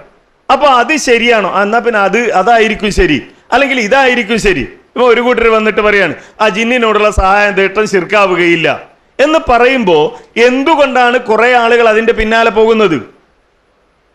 എന്താണ് തൗഹീദ് എന്ന് കൃത്യമായി പഠിച്ചിട്ടില്ല. തൗഹീദ് കുറെ കാലം പറഞ്ഞിട്ടുണ്ടാവും, പ്രസംഗിച്ചിട്ടുണ്ടാവും, വാദപ്രയോഗം നടത്തിയിട്ടൊക്കെ ഉണ്ടാവും. പക്ഷേ ഈ യഖീൻ ഉണ്ടല്ലോ, തെളിവുകളുടെ അടിസ്ഥാനത്തിൽ ബോധ്യപ്പെടുക എന്നത്, ആ വിഷയം തന്നെ എടുക്കും. എന്താണ് ഇവർ പറയുന്ന ന്യായം? ഹയ്യായ, ഹാലിറായ, ഖാദിറായ ജിന്നിനോട് സഹായം തേടിയാൽ ശിർക്കാവില്ല എന്നാണല്ലോ. സൂറത്തുൽ ജിന്നിലെ വന്നഹു കാൻ റിജാലു മിനൽ ഇൻസി യഊദൂന ബിരിജാലി മിനൽ ജിന്നി ഫസാദുഹും റഹഖ എന്ന ഒരൊറ്റ ആയത്ത് കൃത്യമായി പഠിച്ചാൽ ഈ 3 വാദവും പൊളിഞ്ഞു. കാരണം അവരേത് ജിന്നിനോടാ തേടിയത്? ഇത് ശിർക്കാണെന്നുള്ള കാര്യത്തിൽ ആർക്കും സംശയമൊന്നുമില്ല. ഇവർ തേടിയ ജിന്ന് ഹയ്യാണോ, ഹാലിറാണോ, ഖാദിറാണോ? ഹയ്യാണോ? ഈ വന്നഹു കാൻ മിനൽ ഹയ്യാണ്, കാരണം ഫസാദുഹും റഹഖ, ഹയ്യാണ്. പിന്നെ ഹാലിറാണോ? ഹാലിറായതുകൊണ്ടാണ് അവർ കേട്ടത്. അവർ കേൾക്കാൻ കാരണം എന്താ? ഹാലിറായതുകൊണ്ടാണ്. ഖാദിറാണോ? ഖാദിറുമാണ്, കാരണം അവരോട് ആവശ്യപ്പെട്ട എന്താ? ഞങ്ങളുടെ ഈ കുട്ടികളുടെയും കന്നുകാലികളെയും ഒന്നും ഉപദ്രവിക്കരുത് എന്ന് നിങ്ങളുടെ അനുയായികളോട് നിങ്ങൾ പറയണമെന്നാണ്. അത് ഏത് നേതാവിനും കഴിയുന്ന കാര്യമാണ്. അപ്പൊ ഈ ആയത്ത് കൃത്യമായി യഖീൻ, ഈ ആയത്ത് മനസ്സിലാക്കിയിരുന്നെങ്കിൽ ഈ ഒരു വാദം ഉണ്ടാവില്ല. എന്നിട്ട് അതിൻ്റെ മുകളിൽ കയറിയിട്ട് കുറേ വ്യാഖ്യാനങ്ങൾ പിന്നെ ഇങ്ങനെ കണ്ടെത്തുകയാണ്. അപ്പോൾ ഇത് ഇങ്ങനെ സംശയമില്ലാത്ത തരത്തിൽ കാര്യങ്ങൾ നമുക്ക് പഠിക്കണമെങ്കിൽ, നമ്മളുടെ മനസ്സിൽ ഉണ്ടാകണമെങ്കിൽ, പുതിയ എന്തെങ്കിലും ഒന്ന് കേൾക്കുമ്പോൾ നമ്മൾ തെറ്റിപ്പോകാതിരിക്കണമെങ്കിൽ എന്തു വേണം? ഈ ഇൽമ് നമുക്കുണ്ടാകണം, നമ്മൾ പഠിക്കണം. ഇപ്പോൾ നമ്മളോട് എല്ലാ ആളുകൾ പല സംശയങ്ങളും ചോദിക്കും. എല്ലാ സംശയങ്ങൾക്കും നമ്മൾ അപ്പം തന്നെ മറുപടി പറയണമെന്നൊരു നിർബന്ധമില്ല. ഉണ്ടോ?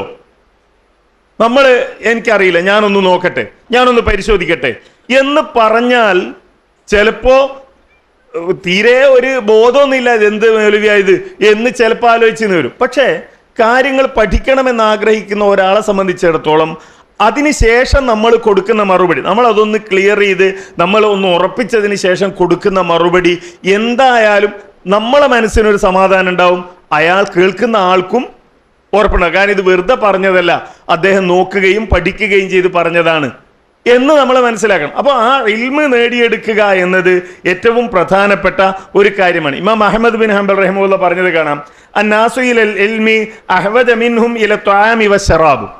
അന്നപാനീയങ്ങളെക്കാൾ പ്രധാനപ്പെട്ട കാര്യമാണ് എന്ത്? ഇൽമ് എന്നത്. ലിഅന്ന റജുല യഹ്താജു ഇല ത്വആമി വശറാബി ഫിൽ യൗമി മറ ഔ മറത്തൈൻ. 1-2 പ്രാവശ്യം തിന്നാൽ മതി, കുടിച്ചാൽ മതി. പക്ഷെ ഇൽമോ എല്ലാ ഘട്ടത്തിലും വേണം. ഏത് ഘട്ടത്തിലായാലും ഏത് സമയത്തും വേണ്ട ഒരു കാര്യമാണ്. വയല് പറയുമ്പോൾ മാത്രമല്ലല്ലോ നമുക്ക് ഇൽമ് വേണ്ട, അതിന് മാത്രമല്ലല്ലോ നമ്മുടെ ഇൽമ് എന്ന് പറയുന്നത്. നമ്മുടെ ജീവിതത്തിൽ നമ്മൾ പ്രവർത്തിക്കുന്ന ഓരോ കാര്യവും ഈ ഇൽമോട് കൂടിയായിരിക്കണം എന്നുള്ളതാണ്. അടുത്ത കാര്യം, നമ്മൾ അങ്ങനെ ദഅവത്ത് നടത്തുമ്പോൾ ഈ പറഞ്ഞ ബസീറത്തോടുകൂടി ഇൽമോടുകൂടി ദഅവത്ത് നടത്തുമ്പോൾ ഏറ്റവും പ്രധാനപ്പെട്ട നമ്മുടെ ദഅവത്ത് ആ ക്രമം അനുസരിച്ചായിരിക്കണം. ഏറ്റവും പ്രധാനപ്പെട്ട യബ്ദഉ ബിൽ അഹമ്മി ഫൽ മുഹിം, ഏറ്റവും പ്രധാനപ്പെട്ടതിൽ നിന്ന് ആരംഭിച്ച് പിന്നെ പ്രധാനപ്പെട്ട ആ ായിരിക്കണം. നമുക്ക് എല്ലാവർക്കും അറിയാവുന്ന ഹദീസ് അവിടെ എടുത്തു കൊടുത്തിട്ടുണ്ട്. മുആദ് ബിൻ ജബൽ റളിയല്ലാഹു അൻഹുവിനോട് നബി സല്ലല്ലാഹു അലൈഹി വസല്ലമ പറഞ്ഞത് എന്താണ്? ആദ്യം ലാ ഇലാഹ ഇല്ലല്ലാഹിലേക്ക് ക്ഷണിക്കുക എന്നാണ്. അതുപോലെ പിന്നീട് കൊടുക്കുന്ന ഹദീസ് ഇമാം ബുഖാരി ഉദ്ധരിക്കുന്ന ഹദീസ് ആയിഷ റളിയല്ലാഹു അൻഹ പറഞ്ഞതുണ്ടല്ലോ, ഇത് നമുക്ക് അറിയാവുന്ന ഹദീസ് തന്നെയാണ്. ഇന്നമാ നസല അവ്വല മാ നസല മിൻഹു സൂറത്തുൻ മിനൽ മുഫസ്സലി ഫീഹാ ദിക്റുൽ ജന്നത്തി വന്നാർ ഹത്താ ഇദാ സാബൻ നാസു ഇലൽ ഇസ്ലാം നസലൽ ഹലാലു വൽ ഹറാം വലൗ നസല അവ്വല ഷൈഇൻ ലാ തശ്റബുൽ ഖംറ ലഖാലു ലാ നദഉൽ ഖംറ അബദാ വലൗ നസല ലാ തസിനു ലഖാലു ലാ നദഉൽ സിനാ അബദാ. ആദ്യം തന്നെ നിങ്ങൾ കള്ളുപിടിക്കാൻ പാടില്ല എന്നായിരുന്നു ഇറങ്ങിയിരുന്നതെങ്കിൽ ഞങ്ങൾക്കത് ഒഴിവാക്കാൻ പറ്റൂലായിരുന്നു പറയുമായിരുന്നു. ആദ്യം തന്നെ നിങ്ങൾ വ്യഭിചരിക്കരുത് എന്നാണെങ്കിൽ ഞങ്ങൾക്കത് ഒഴിവാക്കാൻ പറ്റൂല എന്ന് പറയായിരുന്നു. പക്ഷെ അവർക്ക് അള്ളാഹുവിനെ കുറിച്ച് പരലോകത്തെക്കുറിച്ച് ഇമാം ഇബ്നു ഹജർ അസ്കലാനി പറയാണ്, അശാറത്ത് ഇലൽ ഹിക്മത്തിൽ ഇലാഹിയ ഫി തർതീബി തൻസീൽ, വിശുദ്ധ ഖുർആനിലെ ആയത്തുകളുടെ അവതരണത്തിലെ യുക്തിയെക്കുറിച്ചാണ് ആയിഷ റളിയല്ലാഹു അൻഹ ഇവിടെ പറയുന്നത്. എന്താണ്? വഅന്ന അവ്വല മാ നസല മിനൽ ഖുർആനി അദ്ദുആഉ ഇല തൗഹീദ്, ആദ്യം എന്ത് ചെയ്തു? തൗഹീദിലേക്ക് ക്ഷണിച്ചു. പിന്നെയോ വതബ്ശീറു ലിൽ മുഅ്മിനി വൽ മുത്തഇ ബിൽ ജന്നതി വൽ കാഫിരി വൽ ആസി ബിന്നാർ, അള്ളാഹുവിനെ അനുസരിക്കുന്ന ആളുകൾക്ക് സ്വർഗം, ധിക്കരിക്കുന്ന ആളുകൾക്ക് നരകം, ഈ കാര്യങ്ങൾ പഠിപ്പിച്ചു. ഫലമ്മത്മഅന്നത്തിൻ നുഫൂസു അലാ ദാലിക് ഉൻസിലത്തിൽ അഹ്കാം, അത് ബോധ്യപ്പെടുത്തിയതിന് ശേഷമാണ് ഈ ഹുക്കുമുകൾ ഇറങ്ങുന്നത്. അപ്പോൾ അങ്ങനെ ഒരു ഘട്ടം വഹീന്റെ കാര്യത്തിലുണ്ട്. അപ്പോൾ നമ്മൾ ആളുകളോട് സംസാരിക്കുമ്പോഴും ഇത് തന്നെയാണ് ഏറ്റവും പ്രധാനമായി നമ്മൾ സ്വീകരിക്കേണ്ടത് എന്ന് നമ്മൾ മനസ്സിലാക്കണം. ഇപ്പോൾ നമുക്കറിയാം, നമ്മൾ ഈ ലാ ഇലാഹ ഇല്ലല്ലാഹ് പറയുമ്പോൾ അല്ലെ തൗഹീദ് പറയുമ്പോഴൊക്കെ ആളുകൾ ചോദിക്കും, നിങ്ങൾക്ക് ഇതല്ലാതെ വേറൊന്നും പറയാനില്ലേ? നിങ്ങൾ എല്ലാ കാര്യത്തും എല്ലാ സമയത്തും ഇത് തന്നെ പറയാനുള്ളൂ എന്ന് ചോദിക്കും. യഥാർത്ഥത്തിൽ മക്കയിലുണ്ടായിരുന്ന ആളുകൾ, നബി സല്ലല്ലാഹു അലൈഹി വസല്ലമ കടന്നു വന്ന ആ സമൂഹം, ഇന്ന് നമ്മൾ ജീർണത എന്ന് പറയുന്ന എല്ലാ ജീർണതകളുടെയും ടോപ്പിൽ നിന്ന ആളുകളാണ്. അതുകൊണ്ടാണല്ലോ ജാഹിലിയ കാലം അതിന് പറയുന്നത്. ലഹരി എവിടെ ഉണ്ട്? മദ്യം തുടങ്ങിയ ലഹരികൾ എവിടെ ഉണ്ട്? വ്യഭിചാരം തുടങ്ങിയ തോന്നിയാസങ്ങൾ, ജീർണതകൾ എവിടെ ഉണ്ട്? സാമ്പത്തിക രംഗത്തെ വൃത്തികേടുകളും ജീർണതകളും ചൂഷണങ്ങളും അവിടെ ഉണ്ട്. ഇതൊക്കെ ഉള്ള ഒരു സമൂഹത്തിലാണല്ലോ നബി സല്ലല്ലാഹു അലൈഹി വസല്ലം വന്നത്. നബി സല്ലല്ലാഹു അലൈഹി വസല്ലം അവരെ മാറ്റിയത് എങ്ങനെയാ? ഈ തൗഹീദും പരലോകവും പറഞ്ഞിട്ടാണ്. ഈ തൗഹീദിനെ കുറിച്ച്, ആഖിറത്തെ കുറിച്ച് അവരെ ബോധ്യപ്പെടുത്തിയിട്ടാണ്. അപ്പൊ ഇന്നും അത് തന്നെയാണുള്ള വഴി. ഇന്ന് ലഹരിയിലേക്ക് ആളുകൾ പോകുമ്പോൾ അവരോട് എന്താ പറയാനുള്ളത്? ഇത് തന്നെയാണ്. നോക്കൂ, നമ്മൾ മനസ്സിലാക്കേണ്ട ഒരു കാര്യം, ഇപ്പൊ ലഹരിയുടെ പിന്നാലെ പോകുന്ന ആളുകൾ 2 തരത്തിലുണ്ടാകാം. ഒന്ന്, നിരാശയിൽ നിന്ന് ലഹരിയുടെ പിന്നാലെ പോകുന്നവരുണ്ടാകാം. ഈ സ്ട്രെസ്സൊന്നും സഹിക്കാൻ കഴിയാതെ ഇവിടെ ഭയങ്കര പ്രശ്നമാണ്. ഇപ്പം കോളേജുകളിൽ പഠിക്കുന്ന കുട്ടികൾ, ഇപ്പോൾ കേരളത്തിൽ നിന്ന് ഇവിടെ മംഗലാപുരത്തും അല്ലെ ബാംഗ്ലൂരും ഒക്കെ വന്ന് പഠിക്കുന്ന കുട്ടികൾ, ഞാൻ അവിടെ ഖുത്ബയിലും പ്രസംഗത്തിലൊക്കെ പറയാറുണ്ട്, നിങ്ങൾ ഇത്തരം സ്ഥാപനങ്ങളിൽ കുട്ടികളെ കൊണ്ടുപോയി ആക്കുമ്പോൾ അവരോട് പറയേണ്ട ഒരു കാര്യം, എന്ന് നിനക്ക് ഇത് പഠിക്കാൻ കഴിയില്ല, എനിക്കിത് പഠിച്ച് മുന്നോട്ട് പോകാൻ കഴിയില്ല എന്ന് എപ്പോൾ നിനക്ക് തോന്നുന്നോ അപ്പം വിളിച്ചോ, ഇത് നിർത്തി നമുക്ക് വേറെ ഏതെങ്കിലും പഠിക്കാം എന്നാണ് നിങ്ങൾ എന്ത് ചെയ്യേണ്ടത്, നിങ്ങളുടെ കുട്ടികളോട് പറയേണ്ടത്. പക്ഷെ രക്ഷിതാക്കൾ പറയെന്താ അറിയാലോ, 5 ലക്ഷം 6 ലക്ഷം 7 ലക്ഷം 10 ലക്ഷം ഒക്കെ കൊടുത്തിട്ടാണ് ഈ സീറ്റ് കിട്ടിയത്, അതുകൊണ്ട് എന്തായാലും ശരി ഇവിടെ നിന്നേ മതിയാവുള്ളൂ, എനിക്ക് പറ്റൂല എന്ന് നാട്ടിൽ ഉമ്മാനെ വിളിച്ച് പറയുമ്പോൾ ഉമ്മ എന്താ പറയാ, വാപ്പ എങ്ങനെയാ പൈസ ഉണ്ടാക്കിയെന്ന് നിനക്കറിയോ, ആരോടൊക്കെ വായ്പ വാങ്ങിയിട്ടാണ്, ആരോടൊക്കെ കടം വാങ്ങിയിട്ടാണെന്നറിയോ, അതുകൊണ്ട് എന്ത് ചെയ്യരുത്, ഒരിക്കലും നീ ഇങ്ങോട്ട് വരരുത്, അവിടെ തന്നെ നിന്ന് പഠിച്ചോ. എത്ര കാലം ഈ കുട്ടിക്ക് സഹിക്കാൻ കഴിയും? ഇവൻ ചെയ്യെന്താ, ഈ സ്ട്രെസ് മറക്കാൻ അവൻ്റെ കൂട്ടുകാർ അവനോട് പറയും മയക്കുമരുന്ന് ഉപയോഗിച്ചോ എന്ന് പറയും. അങ്ങനെയാണ് ലഹരിയിലേക്ക്, ഒന്നുകിൽ നിരാശ, അല്ലെങ്കിൽ ഈ ദുനിയാവ് എന്ന് പറഞ്ഞാൽ പരമാവധി ആസ്വദിക്കാനുള്ളതാണ് എന്നുള്ള ധാരണ. ഇതിന് രണ്ടിനും പരിഹാരം എന്താ? തൗഹീദും പരലോക ബോധമാണ്. ഒരു മുസ്ലിം ഇങ്ങനെ പോകുമ്പോൾ അവനോട് പറയണ്ട, അല്ലടാ ഈ ദുനിയാവല്ല, ഇതിന് ശേഷം ഒരു ലോകം വരാനുണ്ട് എന്ന് പറയുകയും പഠിപ്പിക്കുകയും ചെയ്യുക. രണ്ടാമത്തെ ഈ സ്ട്രെസ്സിന്റെ പിന്നാലെ പോയി, ഈ സമ്മർദ്ദത്തിന്റെ പിന്നാലെ പോയി ലഹരി ഉപയോഗിക്കുന്നവരോട് പറയാനുള്ള എന്താണ്, ഇത് അള്ളാന്റെ ലോകമാണ്, ഇത് പരീക്ഷ, ഇത് കഴിയില്ലെങ്കിൽ വേറൊന്നുണ്ട്, ഇതിന് നിനക്ക് പറ്റില്ലെങ്കിൽ വേറൊരു ലോകമുണ്ട്. MBBS കഴിഞ്ഞ ആളുകൾക്ക് മാത്രമേ, അല്ലെങ്കിൽ എഞ്ചിനീയറിംഗ് കഴിഞ്ഞ ആളുകൾക്ക് മാത്രമേ ഈ ലോകത്ത് ജീവിക്കാൻ കഴിയുന്നൊന്നുമില്ല, അതുകൊണ്ട് നിനക്ക് പറ്റിയ പണി വേറെ നോക്ക് എന്ന് പറയാൻ, അള്ളാന്റെ മാർഗത്തിൽ നമുക്ക് മുന്നോട്ട് പോകാം എന്ന ഒരു ബോധമാണ് ഈ ആളുകളിൽ യഥാർത്ഥത്തിൽ ഉണ്ടാക്കേണ്ടത്. ഇത് നമ്മൾ ദായിമാരെന്ന നിലയിൽ വളരെ ഗൗരവത്തോടു കൂടി നമ്മൾ മനസ്സിലാക്കേണ്ട ഒരു കാര്യമാണ്. നമുക്കും തോന്നും ചിലപ്പോൾ, ഇത് ഞാനിങ്ങനെ ഇത് തന്നെ പറയുമ്പോൾ, സ്വർഗത്തിനെ കുറിച്ച് പറയുമ്പോൾ നരകത്തിനെ കുറിച്ച് പറയുമ്പോൾ വേറെ പുതിയതൊന്നും പറയാനില്ലേ എന്ന് ആളുകൾ, അത് അതിൻ്റെ വില മനസ്സിലായപ്പോൾ എന്നറിയാം നിങ്ങൾക്ക്.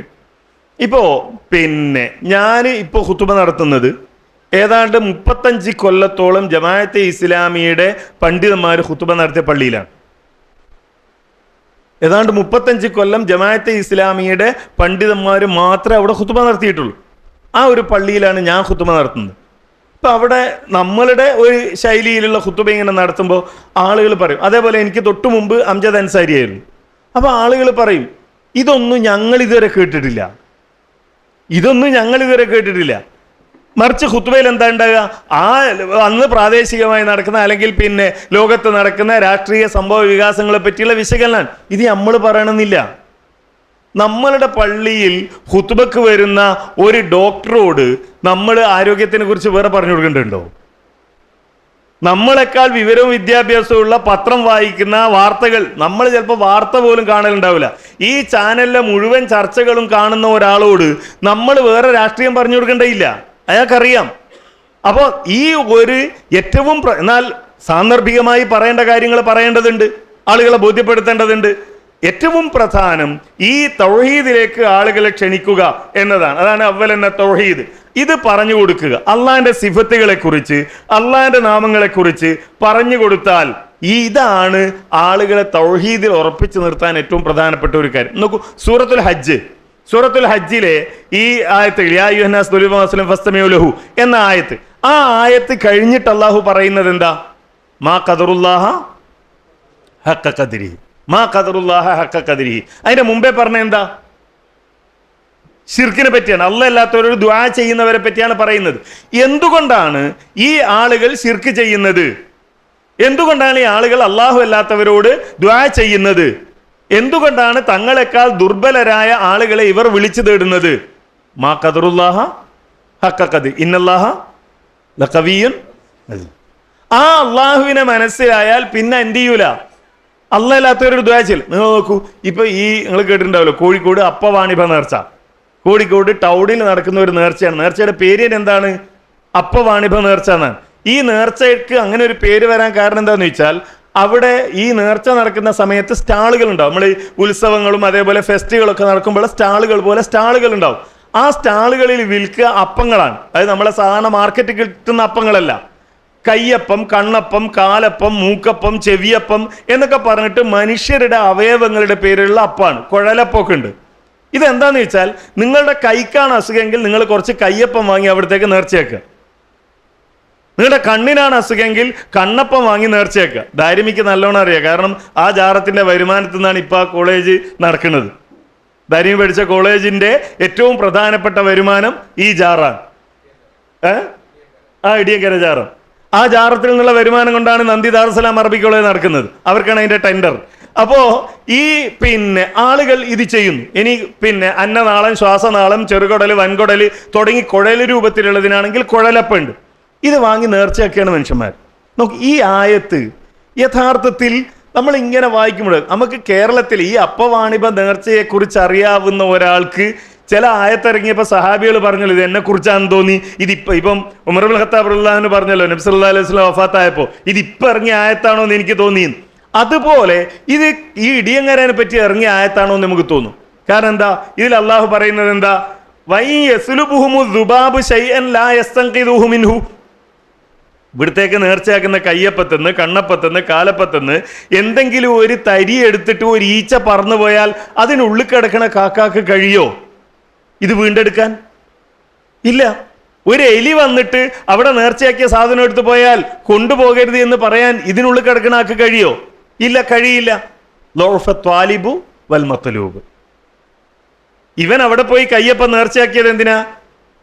ഇപ്പോൾ ദുബൈയിലെ അല്ലെങ്കിൽ സൗദിയിലെ അല്ലെങ്കിൽ ഖത്തറിൽ എവിടെയോ കഫ്റ്റീരിയയിലായിരുന്നു ജോലി.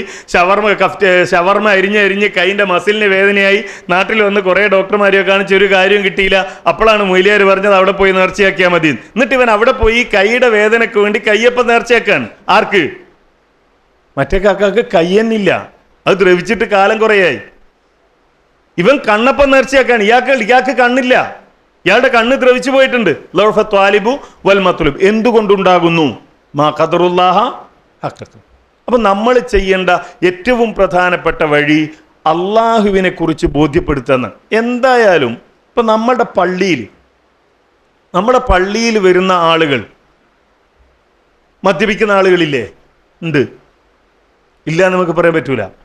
അത്യാവശ്യത്തിന് ഒരു സമൂഹത്തിൽ ആ ഉന്നത നിലവാരം പുലർത്തുന്ന ആളുകളൊക്കെ ആണെങ്കിൽ അത്യാവശ്യം മദ്യം ഉപയോഗിക്കുന്ന ആളുകൾ നമ്മുടെ പള്ളിയിലുണ്ടാവും. നിസ്കരിക്കാത്ത, ജുമയ്ക്ക് മാത്രം വരുന്ന ആളുകൾ നമ്മുടെ പള്ളിയിലില്ലേ? ഉണ്ട്. മറ്റ് പലിശ ഇടപാടുകളുമായി ബന്ധപ്പെട്ട് പ്രവർത്തിക്കുന്ന ആളുകൾ നമ്മളെ പള്ളിയിൽ വരുന്നില്ലേ? ഉണ്ട്. എന്തുകൊണ്ട് വരുന്നത്? പൂർണ്ണമായും അവർ അള്ളാഹിനെ മറന്നിട്ടില്ല, പൂർണ്ണമായും അവർ അള്ളാഹുവിനെ മറന്നിട്ടില്ല, പൂർണ്ണമായും അവർ അള്ളാഹുവിനെ ഒഴിവാക്കിയിട്ടില്ല. ഇപ്പോഴും അവരുടെ മനസ്സിൽ എവിടെയോ ആരുണ്ട്? അള്ളുണ്ട്. അതുകൊണ്ടാണല്ലോ വരുന്നത്. പള്ളിയിൽ വരാത്ത ആളുകൾ വേറെ ഉണ്ടല്ലോ മുസ്ലിമായിട്ട് തന്നെ. ഇവർ വരുന്നത് എന്തുകൊണ്ടാ? ഇതുള്ളത് കൊണ്ടാണ്. അപ്പോൾ ഈ ആളുകളുടെ മനസ്സിൽ അള്ളാഹുവിനെ പറ്റിയുള്ള ബോധം ഉണ്ടാക്കൽ തന്നെയാണ് നമ്മുടെ വഴി. അവർ ചെയ്യുന്ന തിന്മയിൽ നിന്ന്, അവർക്ക് സംഭവിച്ചു പോകുന്ന അബദ്ധങ്ങളിൽ നിന്ന് അവരെ തിരിച്ചു നടത്താൻ, തിരിച്ചു കൊണ്ടുവരാൻ നമ്മളുടെ മുമ്പിലുള്ള വഴി എന്ത് മാത്രമാണ്? അള്ളാഹിനെ കുറിച്ച് പറയുക എന്നതിന്. നിങ്ങൾ ഈ യൂട്യൂബിലൊക്കെ സൗദി അറേബ്യയിലെ അതല്ലെങ്കിൽ മറ്റ് സലഫി പണ്ഡിതന്മാരുടെ, തലമുതിർന്ന പണ്ഡിതന്മാരുടെ ഖുത്തുബകൾ എടുത്തൊന്ന് കേട്ടു നോക്കൂ.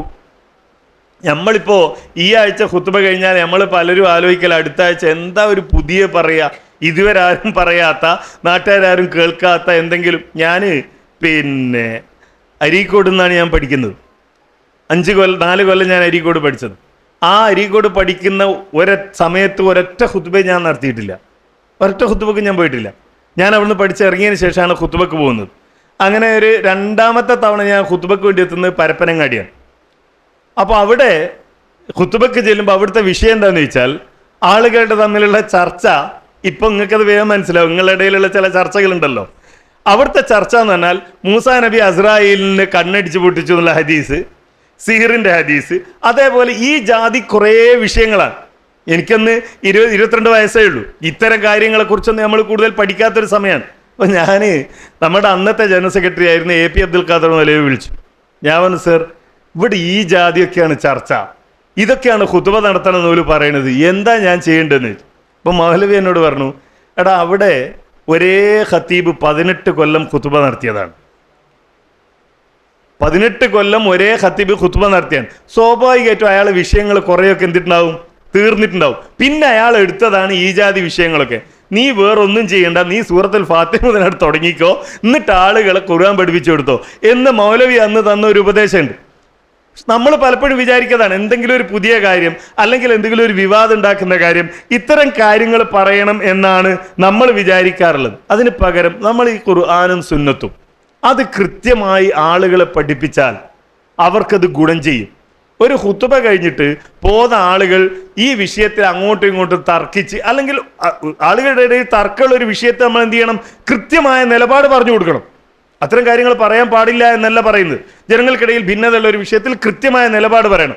നമ്മളൊരു പുതിയ വിഷയം ഉണ്ടാക്കിയിട്ട് ആളുകൾ എന്ത് ചെയ്യേണ്ടതില്ല, തമ്മിലടിപ്പിക്കേണ്ടതില്ല ഖുത്ബയിൽ എന്നതാണ് സൂചിപ്പിക്കുന്ന ഒരു കാര്യം. അതേപോലെ അടുത്തൊരു വിഷയം അൽ ഇഹ്തിമാമു ബിസ്സുന്ന, നബി സല്ലല്ലാഹു അലൈഹി വസല്ലമയുടെ സുന്നത്തിന്റെ പ്രാധാന്യം. ഇത് നമ്മൾ മനസ്സിലാക്കണം. ഇത് മനസ്സിലാക്കാത്തതാണ് നമ്മളുടെ ഇടയിൽ നടക്കുന്ന എല്ലാ തരത്തിലുള്ള ചർച്ചകളുടെയും കാരണം എന്ന് നമ്മൾ തിരിച്ചറിയണം. വഅന്ന ഹാദാ സിറാത്തി മുസ്തഖീമൻ ഫത്തബിഊഹു.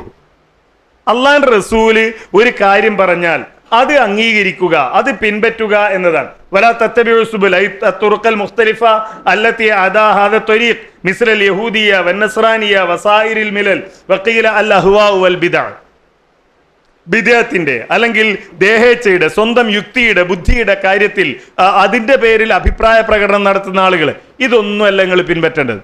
അതൊക്കെ പിൻപറ്റിയാൽ എന്ത് ചെയ്യും, നമ്മൾ പിഴച്ചു പോകും എന്നാണ് ഈ ആയത്തിലൂടെ അല്ലാഹു സുബ്ഹാനഹു വ തആല പഠിപ്പിക്കുന്നത് എന്നാണ്. ഫതമീല ബിക്കും വതശത്തത അൻ സബീലിഹി അൻ ത്വരീഖിഹി വദീനിഹി അല്ലദി ഇർതലാ ബിഹി. അല്ലാഹു സുബ്ഹാനഹു വ തആല തൃപ്തിപ്പെട്ട ദീനിൽ നിന്ന് എന്ത് ചെയ്യും, അകന്നു പോകും. അതുകൊണ്ട് അതാണ് നിങ്ങൾ പിൻപറ്റേണ്ടത് എന്ന് ഇമാം ബഗവി തന്റെ തഫ്സീറിൽ രേഖപ്പെടുത്തിയത് കാണാം. അതേപോലെ അവിടെ നമുക്ക് എല്ലാവർക്കും അറിയാവുന്ന, നമ്മൾ ഏത് ഉറക്കിൽ നമ്മളോട് ചോദിച്ചാൽ നമ്മൾ പറയുന്ന 3 ആയത്തുകൾ എടുത്തു കൊടുത്തിട്ടുണ്ട്. ഖുൽ അത്തിഉല്ലാഹ വ അത്തിഉർ റസൂൽ, അതേപോലെ ലഖദ് കാന ലക്കും ഫീ റസൂലില്ലാഹി ഉസ്വത്തുൻ ഹസന, അതേപോലെ തന്നെ സൂറത്ത് നൂറിലെ ആയത്ത്.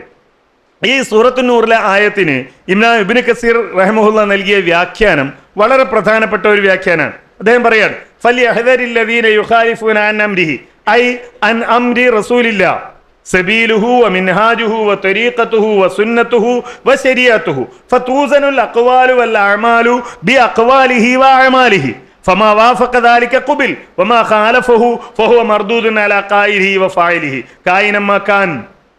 നബി സല്ലല്ലാഹു അലൈഹി വസല്ലമ ഒരു കാര്യം പറഞ്ഞു, അള്ളാഹുവിൻ്റെ റസൂലിൽ നിന്ന് ഒരു കാര്യം സ്വഹീഹായി സ്ഥിരപ്പെട്ടു എന്ന് ബോധ്യപ്പെട്ടാൽ അതെന്ത് ചെയ്യുക, അംഗീകരിക്കും, അതിനെ പിൻപറ്റ്. നമ്മളുടെ വാക്ക്, നമ്മളുടെ അതൊക്കെ താരതമ്യം ചെയ്യേണ്ടത് അള്ളാഹിൻ്റെ വാക്ക്, അള്ളാഹിൻ്റെ റസൂലിൻ്റെ വാക്ക്, അള്ളാഹിൻ്റെ റസൂലിൻ്റെ പ്രവർത്തനം എന്നതുമായി ബന്ധപ്പെട്ടാണ്.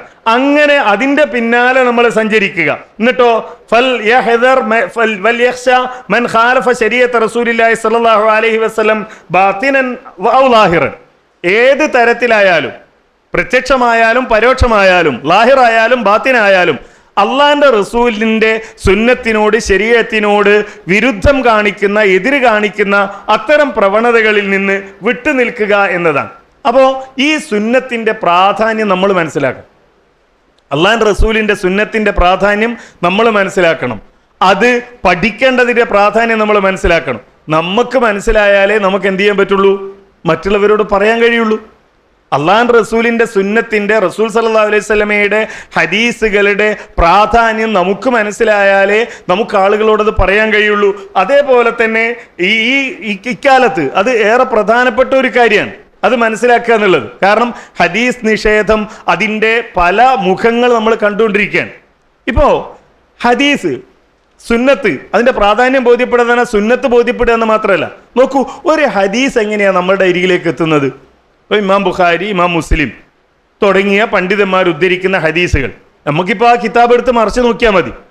എന്തുകൊണ്ടാണ് പണ്ഡിതന്മാർ ഇമാം ബുഖാരി ഉദ്ധരിക്കുന്ന എല്ലാ ഹദീസുകളും സ്വീകാര്യമാണ് എന്ന് പറയുന്നത്?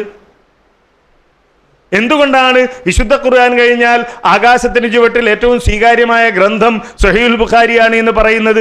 എന്തുകൊണ്ടാ അബൂദാവൂദിനെ പറ്റി, അല്ലെങ്കിൽ ഇബ്നു മാജയെ പറ്റി, അല്ലെങ്കിൽ നസായിയെ പറ്റി അത് പറയാത്തത്? ഈ കിതാബുകളിലെ ഹദീസുകൾ ക്രോഡീകരിക്കുന്നതിൽ അവർ കാണിച്ച ശുഷ്കാന്തിയും മാനദണ്ഡവുമാണ്. ഇപ്പൊ നോക്കൂ, നമുക്ക് പറയാം, നമ്മൾ പറയാം ഒരു ഹദീസ് സനദ് നമുക്കറിയാലോ, സനദിലുള്ള ആളുകൾ ABCD ആളുകളാണെന്ന് വിചാരിച്ചോളൂ. അപ്പോ നബി സല്ലല്ലാഹു അലൈഹി വസല്ലമയിൽ നിന്ന് ഒരു സഹാബി, ആ സഹാബിയിൽ നിന്ന് A കേട്ടു, അദ്ദേഹത്തിൽ നിന്ന് B കേട്ടു, അദ്ദേഹത്തിൽ നിന്ന് C കേട്ടു, അദ്ദേഹത്തിൽ നിന്ന് D കേട്ടു. ഈ A ആര് എന്ന്, B ആര് എന്ന്, C ആര് എന്ന്, D ആര് എന്ന് കൃത്യമായി പഠനം നടത്തി അവരുടെ പേരുകളും അവരുടെ സ്വഭാവവും അവരുടെ ജീവിതമൊക്കെ ക്രോഡീകരിക്കപ്പെട്ട ഗ്രന്ഥങ്ങൾ നമ്മളുടെ മുമ്പിലുണ്ട്.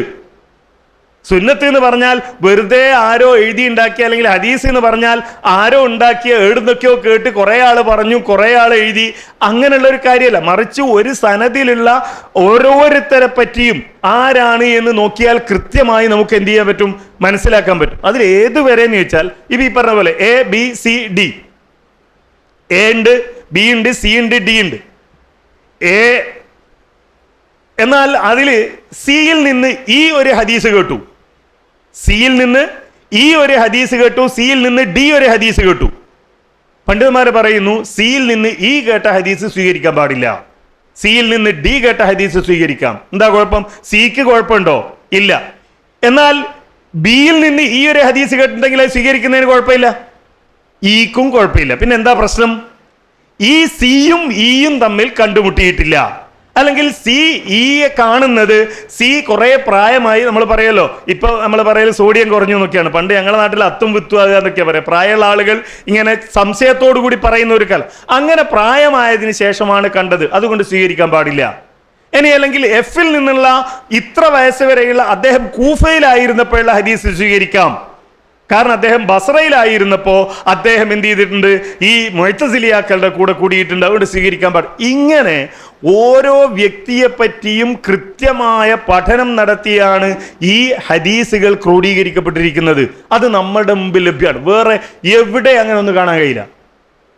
ഏത് ഹദീസ് എടുത്താലും അതിൻ്റെ സനദിലുള്ള ആളുകളെ പറ്റി കൃത്യമായി പറഞ്ഞിട്ടുണ്ട്. അപ്പോൾ ഇത് നമ്മൾ മനസ്സിലാക്കണം. ഇങ്ങനെയൊക്കെയാണ് ഹദീസ് നമ്മളുടെ മുമ്പിൽ എത്തിയത്. ഇത് നമ്മൾ മനസ്സിലാക്കിയിട്ടില്ലെങ്കിലോ, ബുഖാരിയ, ബുഖാരി, മുസ്ലിം, നസായി, ഇതൊക്കെ ഏതാണ്ട് ഹദീസുകളൊക്കെ ഒരുപോലെയാണ് എന്ന് നമ്മളും വിചാരിക്കും. അതല്ല, ഇതിൻ്റെ പിന്നിൽ വലിയ ത്യാഗങ്ങളുണ്ട് എന്നും ആ ത്യാഗങ്ങളുടെ അടിസ്ഥാനത്തിലാണ് അവർ സ്വീകരിച്ച ക്രൈറ്റീരിയയുടെ മാനദണ്ഡത്തിൻ്റെ അടിസ്ഥാനത്തിലാണ് ഈ ഹദീസുകളുടെ സ്വീകാര്യതയെക്കുറിച്ച് പറയുന്നത് എന്നും നമ്മൾ മനസ്സിലാക്കേണ്ടതുണ്ട്. ഇത് വളരെ പ്രധാനപ്പെട്ട ഒരു കാര്യമായി നമ്മുടെ മനസ്സിലുണ്ടാകും. അടുത്ത കാര്യം, ഇങ്ങനെ ബോധ്യപ്പെടുന്ന ഒരു സുന്നത്ത്, ആ സുന്നത്തിനെ നമ്മൾ എന്ത് ചെയ്യണം? പിൻപറ്റണം. ഖുൽ ഇൻ കുന്തും തുഹിബ്ബൂനല്ലാഹ ഫത്തബിഊനി യുഹിബ്ബുക്കുമുല്ലാഹ്. ആ ആയത്ത് വ്യാഖ്യാനിച്ചുകൊണ്ട് ഇമാം ഇബ്നു കസീർ പറയുന്നുണ്ട്, ഹാദിഹിൽ കരീമ ആയത്തുൽ കരീമ ഹാകിമത്തുൻ അലാ കുല്ലി മൻ ഇദ്ദഅ മഹബ്ബത്തല്ലാഹ്. ഞങ്ങൾ അള്ളാന്റെ ആളുകളാണ് എന്ന് പറയുന്ന കുറേ ആളുകളെ നമുക്ക് കാണാൻ കഴിയും. ഞങ്ങൾ അള്ളാന്റെ ആളുകളാണ്, ഞങ്ങൾ ദീനുൽ ഇസ്ലാമിന്റെ ആളുകളാണ്, ഞങ്ങൾ അള്ളാന്റെ ആളുകൾ, ഞങ്ങൾക്ക് വേറെ ആരുമായിട്ട് ബന്ധമൊന്നുമില്ല, ഞങ്ങൾക്ക് ഹദീസുമായിട്ട് ബന്ധമില്ല, സുന്നത്തുമായിട്ട് ബന്ധമില്ല, ഞങ്ങൾ അള്ളാന്റെ ആളുകളാണ്. ചിലപ്പോൾ അള്ളാന്റെ റസൂലിന്റെ ആളുകളാണ് എന്ന് പറയും. ഞങ്ങൾ സ്നേഹിക്കുന്നുണ്ട്, അള്ളാന്റെ റസൂലിനോട് ഞങ്ങൾക്ക് ഇഷ്ടമാണ്, റസൂൽ ഭയങ്കര സംഭവമാണ് എന്നൊക്കെ ഓലിങ്ങനെ പാടുകയും പറയുകയൊക്കെ ചെയ്യും. പ്രത്യേകിച്ച് സൂഫിയാക്കളെ ചിലരെ കാണാം, ഞങ്ങളുടെ ബന്ധം നേരെ ആരുമായിട്ടാണ്? അള്ളയായിട്ടാണ് എന്ന് പറയുന്ന ആളുകൾ. അങ്ങനെ മുഴുവൻ ആളുകൾക്കും എതിരെയാണ് ഈ ആയത്ത്. എങ്ങനെ?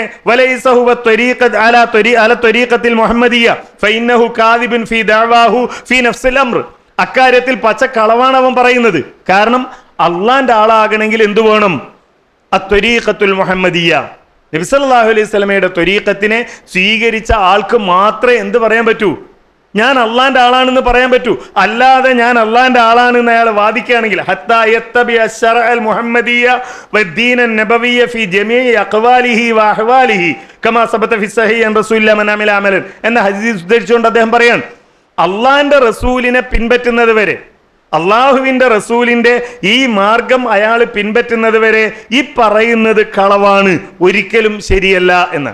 എന്നിട്ട് അദ്ദേഹം പറയുന്ന ഒരു കാര്യം, ഇതിൽ രണ്ടാമത്തെ കാര്യം എന്താണ്? യഹ്സുലക്കും ഫൗഖമാ ത്വലബ്തും മിൻ മഹബ്ബതിക്കും ഇയ്യാഹു. അള്ളാഹുവിനെ സ്നേഹിക്കുക എന്നുള്ളതിനേക്കാൾ വലിയ വേറൊരു കാര്യം അവിടെ ഉണ്ട്. എന്താണത്? വഹുവ മഹബ്ബതുഹു ഇയ്യാക്കും. അള്ളാഹ് നിങ്ങളെ സ്നേഹിക്കുക എന്നാണ്. ഫത്തബിഊനി യുഹിബ്ബുക്കുമുല്ലാഹ്. അള്ളാഹിന്റെ സ്നേഹം നിങ്ങൾക്ക് കിട്ടുക എന്നുള്ളതാണ്. എന്നിട്ട് അദ്ദേഹം പറയാണ്, എന്താ പറയുന്നത്? വഹുവ അഅ്ലമു മിനൽ അവ്വൽ. അത് ഒന്നാമത്തേതിനേക്കാൾ പ്രധാനമുള്ള കാര്യമാണ്. നമ്മൾ അള്ളാഹിനെ സ്നേഹിക്കുക എന്നുള്ളതിനേക്കാൾ പ്രധാനമുള്ള കാര്യമാണ് എന്ത്? പദവിയുള്ള കാര്യമാണ് എന്ത്?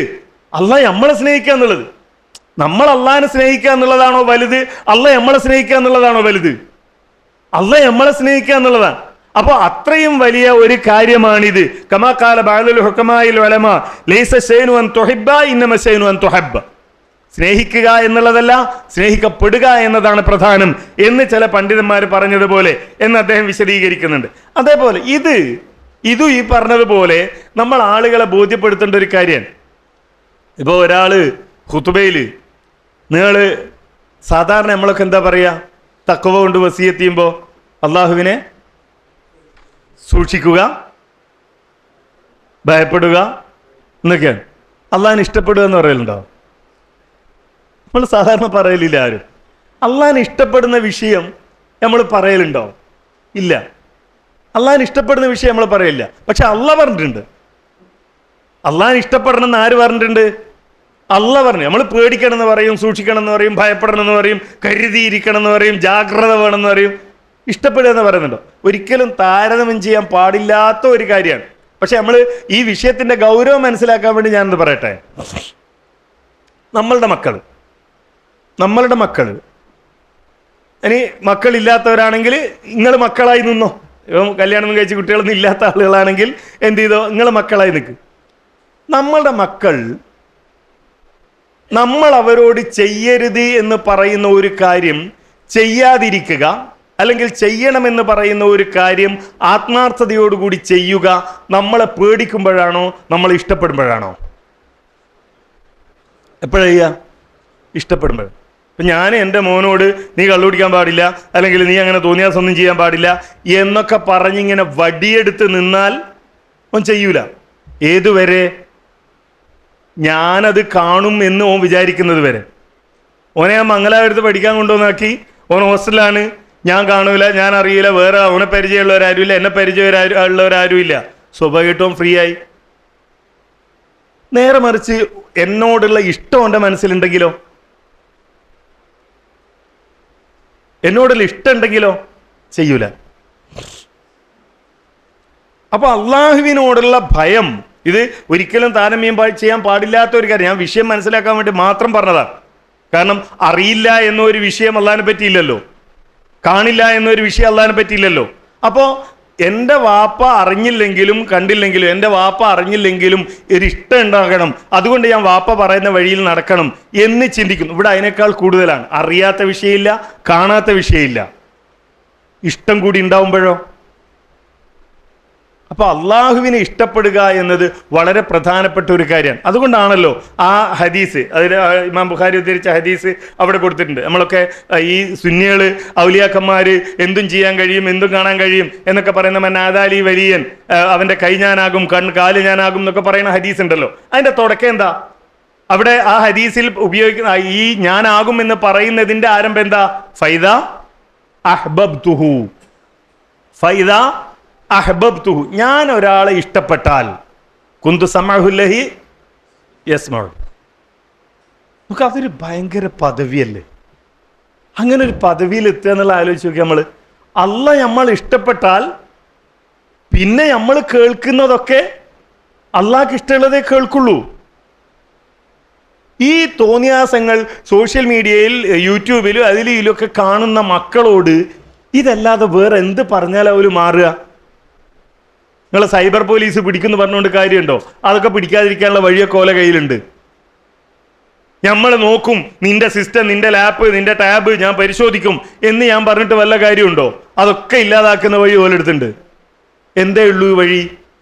ഈ അള്ളാഹു ഇഷ്ടപ്പെടുന്ന ഒരു പദവിയിലേക്ക് അവരെ എത്തിക്കുക. ആരെയായാലും, മക്കളെ കാര്യം മാത്രമല്ല, ആ ഒരു പദവിയിലേക്ക് എത്തിയാലോ പിന്നെ അള്ളാഹ് പറഞ്ഞതേ അള്ളാഹു ഇഷ്ടപ്പെടുന്നതേ കാണൂ, അള്ളാഹു ഇഷ്ടപ്പെടുന്നതേ കേൾക്കൂ, അള്ളാഹു ഇഷ്ടപ്പെടുന്നതേ പിടിക്കൂ, അള്ളാഹു ഇഷ്ടപ്പെടുന്നിടത്തേക്കേ പോകൂ. അപ്പോൾ ഈ അള്ളാഹുവിനെ ഇഷ്ടപ്പെടുക, അള്ളാഹുവിൻ്റെ ഇഷ്ടം ലഭിക്കുക എന്നത് പ്രധാനമാണ്.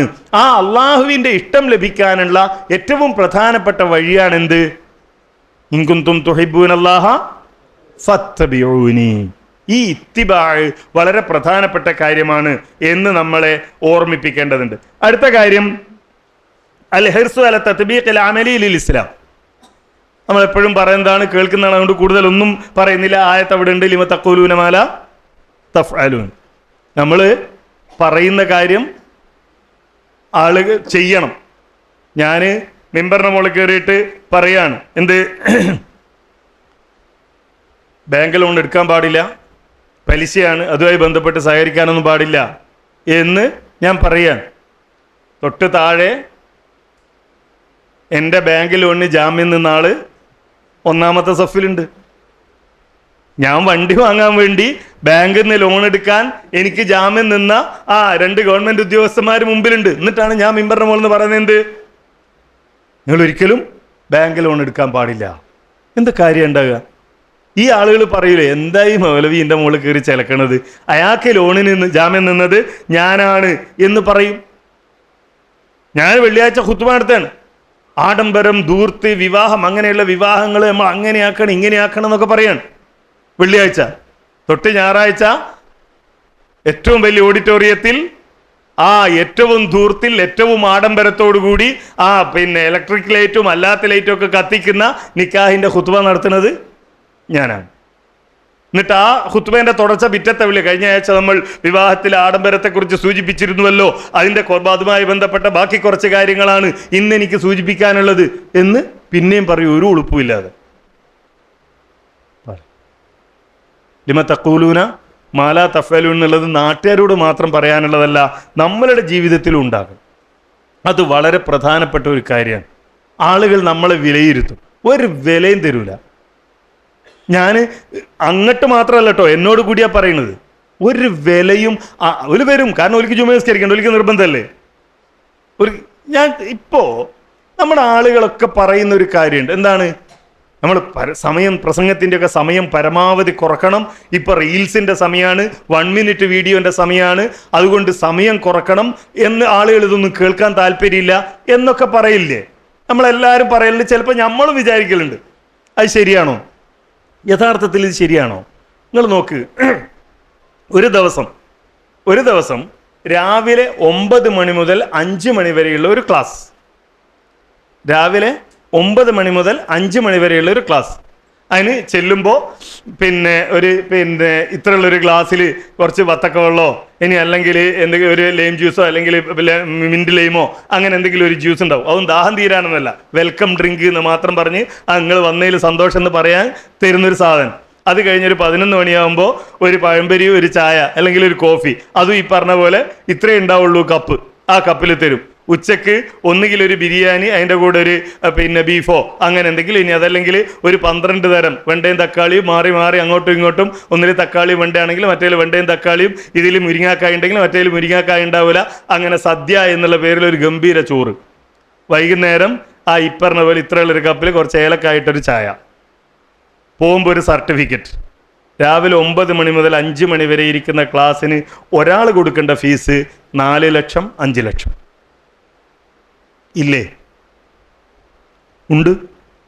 എത്രയോ ആളുകൾ അങ്ങനെ സോഷ്യൽ മീഡിയയിൽ മോട്ടിവേഷൻ ക്ലാസ്, അത് ഇത് എന്നൊക്കെ പറഞ്ഞിട്ട് ബിസിനസ് കൺസൾട്ടൻസി എന്നൊക്കെ പറഞ്ഞ് ക്ലാസ്സുകൾ നടത്തുന്ന ആളുകൾ. അത് ഒന്നുകിൽ താജ് ഹോട്ടലിലായിരിക്കും, അല്ലെങ്കിൽ ഹയാത്ത് റെസിഡൻസിയിലായിരിക്കും, അതല്ലെങ്കിൽ ലേ മെറിഡിയനിലായിരിക്കും, അല്ലെങ്കിൽ വലിയ 5 സ്റ്റാർ ഹോട്ടലുകളിലായിരിക്കും. ഇതിന് പോയി ഇരിക്കുന്നത് ആരാ? നമ്മളീ പറയുന്ന ഓലിക്ക് അതിനൊന്നും നേരെ ഉണ്ടാവില്ല, അവർക്ക് അതൊന്നും കേൾക്കാൻ സമയം ഉണ്ടാവില്ല, ഓലൊക്കെ ഭയങ്കര ബിസിനസ്സിൻ്റെ തിരക്കിലാണ് എന്നൊക്കെ നമ്മൾ പറയുന്ന ആളുകളാണ് ഈ പോയിരിക്കുന്നത്. എന്തുകൊണ്ടാണ് അവർ പോയിരിക്കുന്നത്? അവർക്കറിയാം, ഈ പൈസ മുടക്കി ഞാൻ അവിടെ ഈ സമയം ഇരുന്നാൽ എനിക്ക് എന്തുണ്ടാവും? അതിൻ്റെ ഗുണം ഉണ്ടാവും. എനിക്കത് ആവശ്യമാണ്, എനിക്കതുകൊണ്ട് ഗുണമുണ്ടാകും എന്ന തോന്നൽ ആളുകൾക്കുണ്ടായാൽ ആളുകൾ പണം മുടക്കി പോയിരിക്കുന്നത് നമ്മൾ കാണുന്നുണ്ട്. എല്ലാവരും പോയിരിക്കുന്നുണ്ട്. എന്തുകൊണ്ടാ നമ്മളെ ഖുതുബക്ക് ആളുകൾ നേരത്തെ വരാത്തത്? ഒന്ന്, ഇത് ആവശ്യമുണ്ട് എന്നുള്ള തോന്നൽ ഒരിക്കലും ഉണ്ടായിട്ടില്ല. 2, ഒരിക്കൽ ആവശ്യമുള്ളതല്ല നമ്മൾ പറയുന്നത്.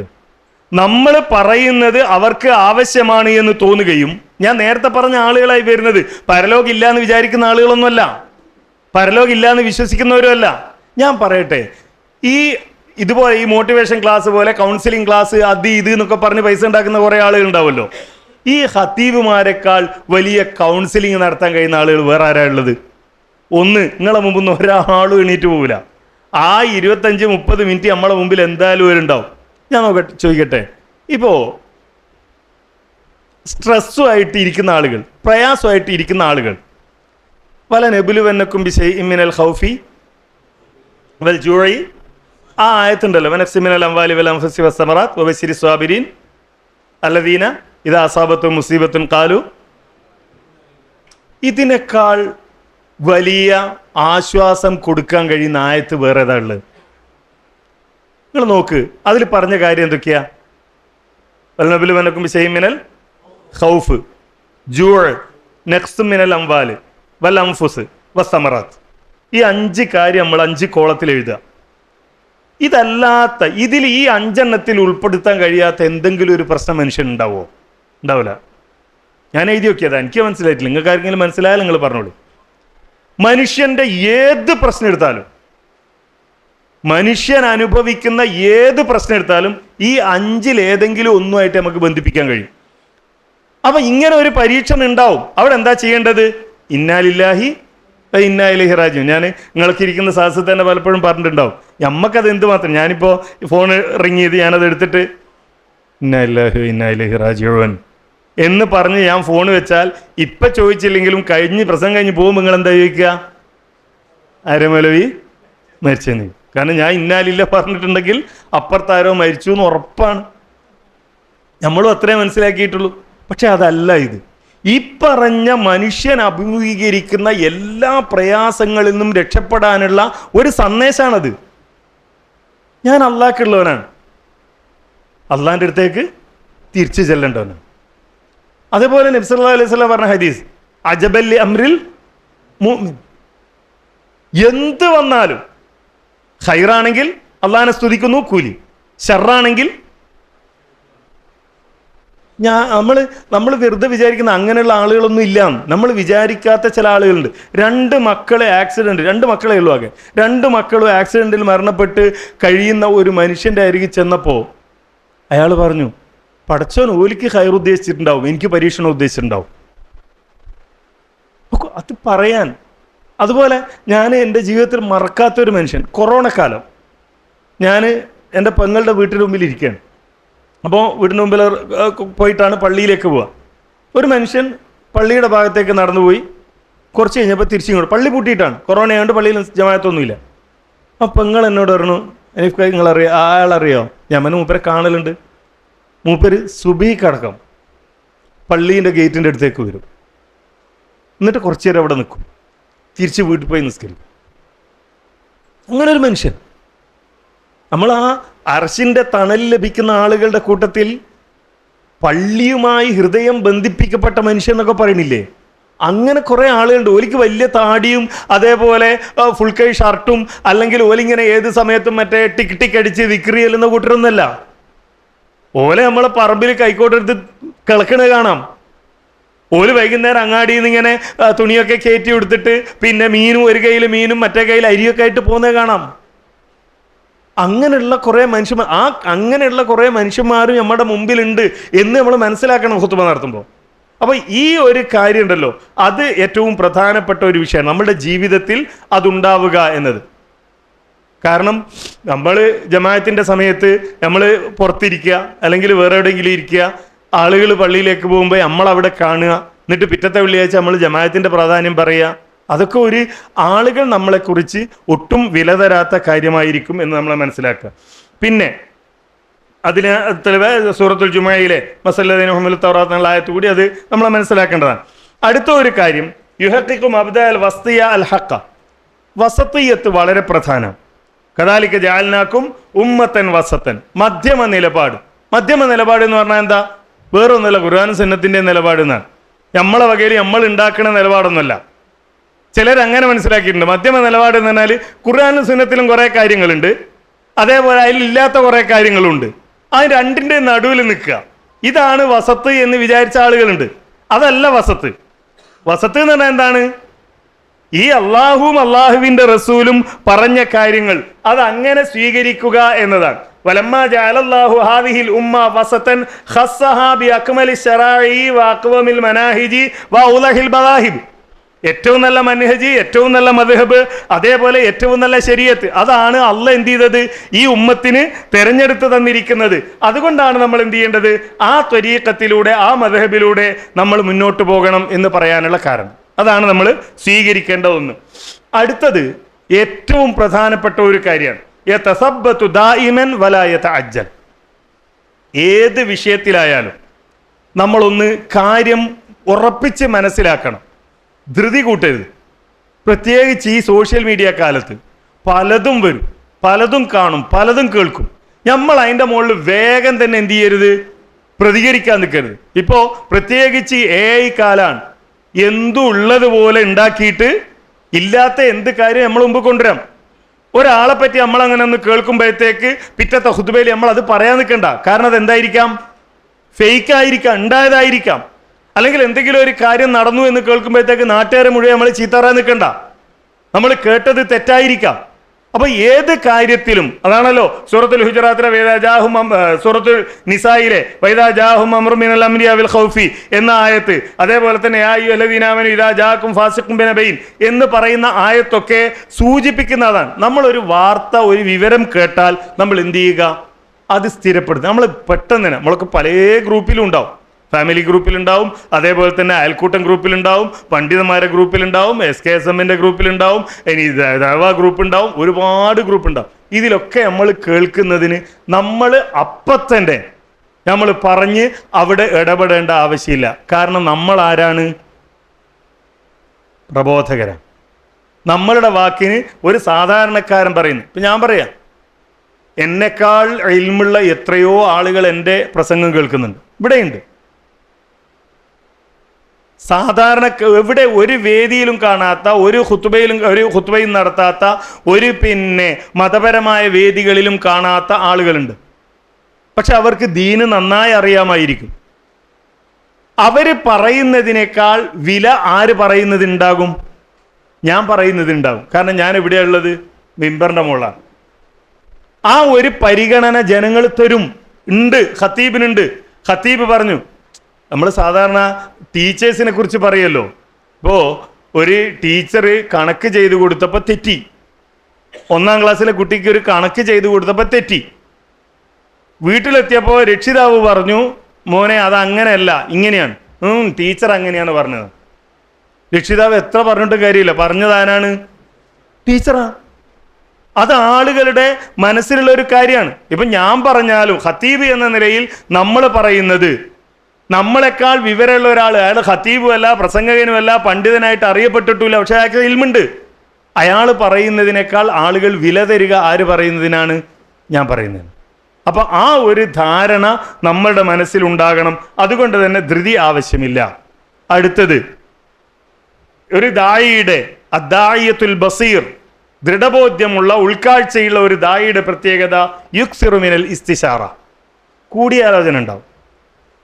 കൂടിയാലോചന ഉണ്ടാവും. ഇപ്പം ഞാൻ ആ ഖുതുബയ്ക്ക് വേണ്ടി നോക്കുകയാണ്, സാധാരണ കാണാത്ത എന്തോ ഒരു കാര്യം കണ്ടു, ഒരു വിഷയം പറഞ്ഞപ്പോൾ നമ്മൾ ഓൺലൈൻ സാധ്യതകൾ അല്ലെങ്കിൽ കിതാബുകൾ ഒക്കെയാണല്ലോ നമ്മൾ ഉപയോഗപ്പെടുത്തുന്നത്.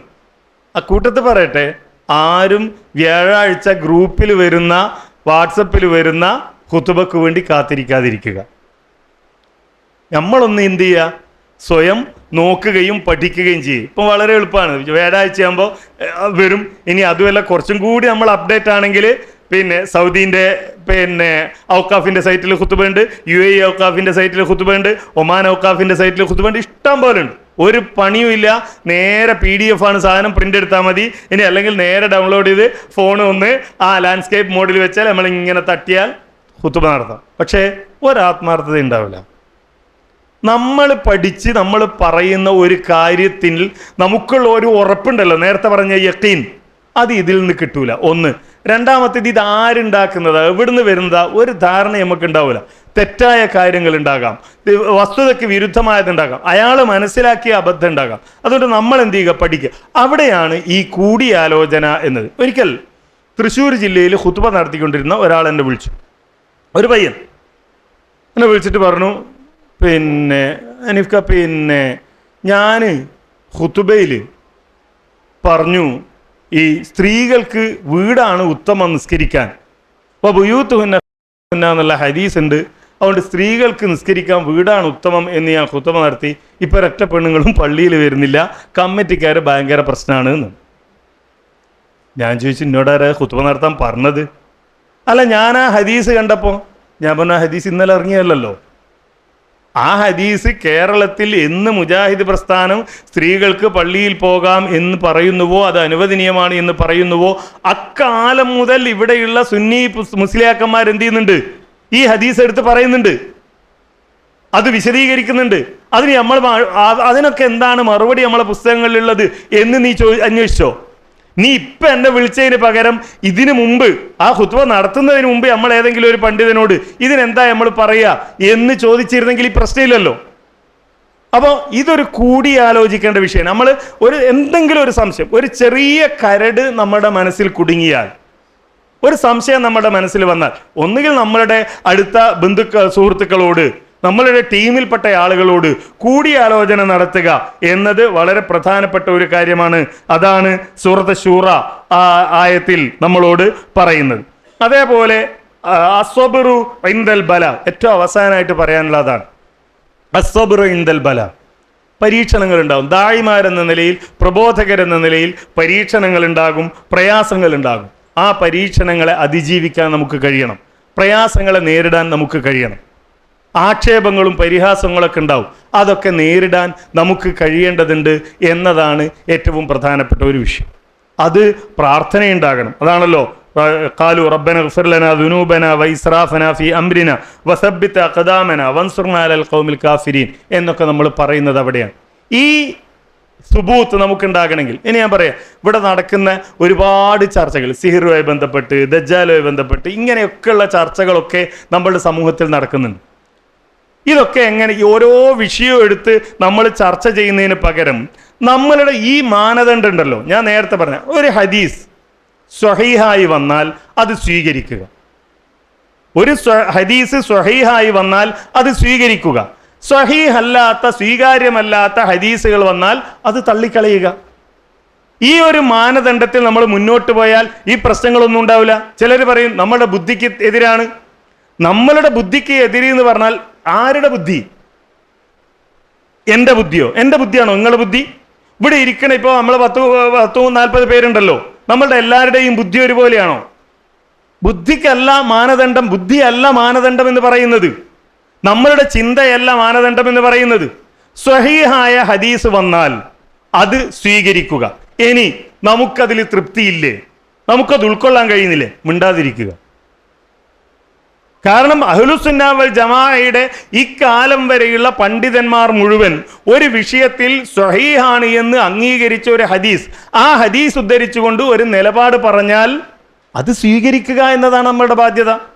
അത് ഇവരെ തഖ്ലീദ് ചെയ്യലല്ല. ഈ പണ്ഡിതന്മാരെ, ഇബ്നു തൈമിയ്യയെ അല്ലെങ്കിൽ മുഹമ്മദ് ബിൻ അബ്ദുൽ വഹാബിനെ അല്ലെങ്കിൽ ഇമാം ഷാഫിഈയെ, ഇമാം അബൂ ഹനീഫയെ, അതല്ലെങ്കിൽ മറ്റേതെങ്കിലും പണ്ഡിതന്മാരെ തഖ്ലീദ് ചെയ്യലല്ല.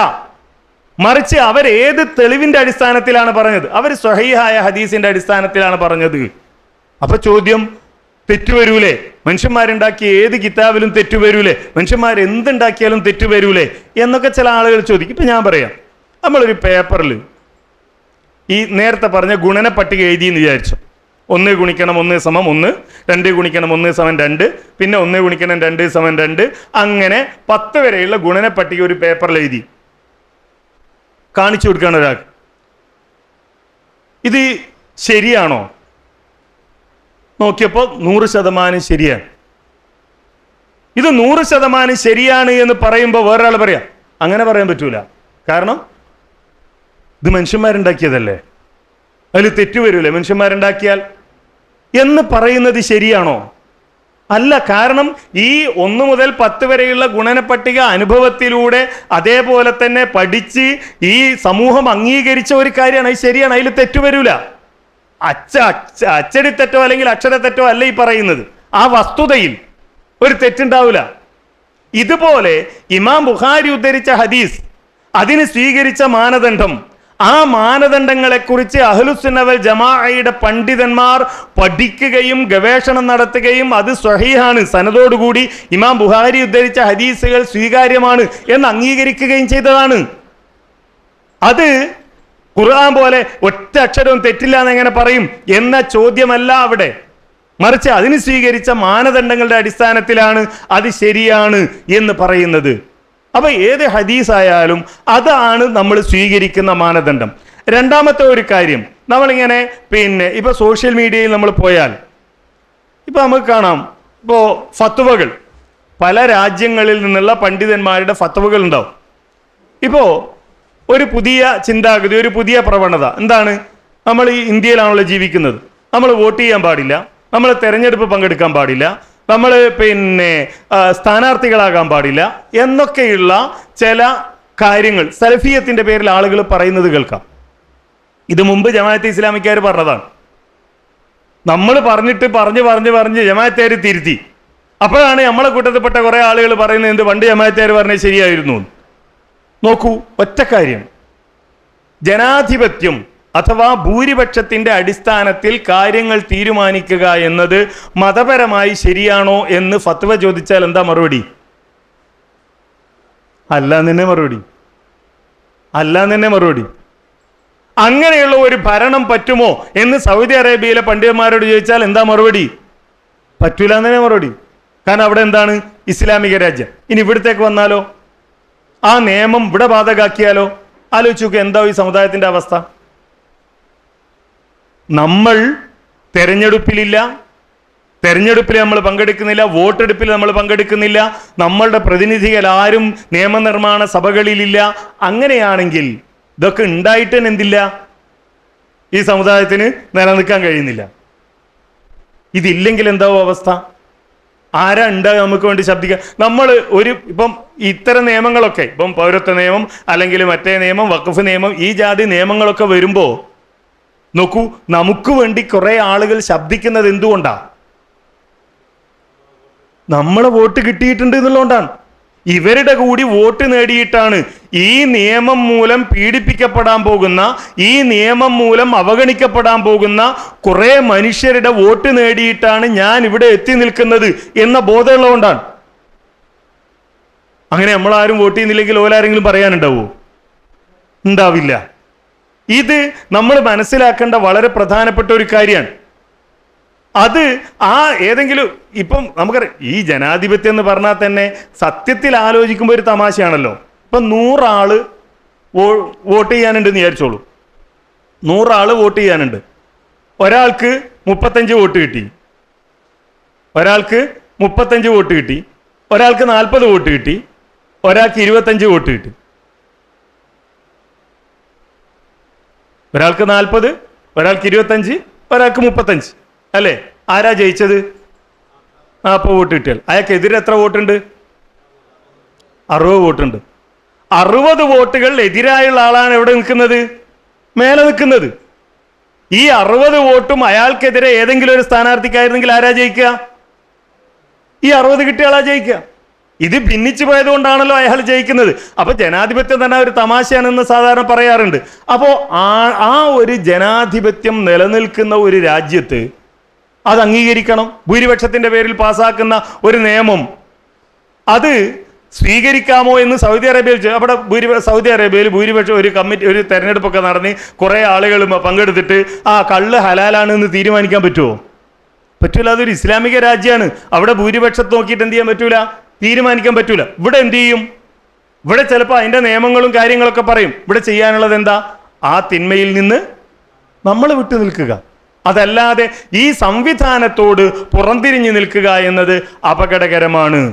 അത് നമ്മൾ പ്രധാനമായി മനസ്സിലാക്കേണ്ട കാര്യമാണ്. അപ്പോൾ ഇത്തരം കാര്യങ്ങളിലൊക്കെ നമ്മൾ നിലപാടുകൾ പറയുകയും സ്വീകരിക്കുകയും ചെയ്യുമ്പോൾ വേറൊന്നും വേണ്ടതില്ല. ഖുർആനും സുന്നത്തും എവിടെ നിൽക്കുന്നു എന്നാലോചിക്കുക. ആ ഹദീസുകളോട് സ്വീകരിക്കേണ്ട സമീപനത്തിൽ നമ്മൾ ഉറപ്പുവരുത്തുക. ഇതുണ്ടായാൽ എന്തില്ല, ഈ പ്രശ്നങ്ങളൊന്നും ഉണ്ടാവുകയില്ല എന്നത് മാത്രമാണ് ഇതുമായി ബന്ധപ്പെട്ട് സൂചിപ്പിക്കുന്നത്. അല്ലാഹു സുബ്ഹാനഹു വ തആല അവൻ്റെ ദീനിൽ അടിയുറച്ച് നിൽക്കുകയും പ്രവർത്തിക്കുകയും ചെയ്യുന്ന ആളുകളുടെ കൂട്ടത്തിൽ നമ്മെ എല്ലാവരെയും ഉൾപ്പെടുത്തുമാറാകട്ടെ.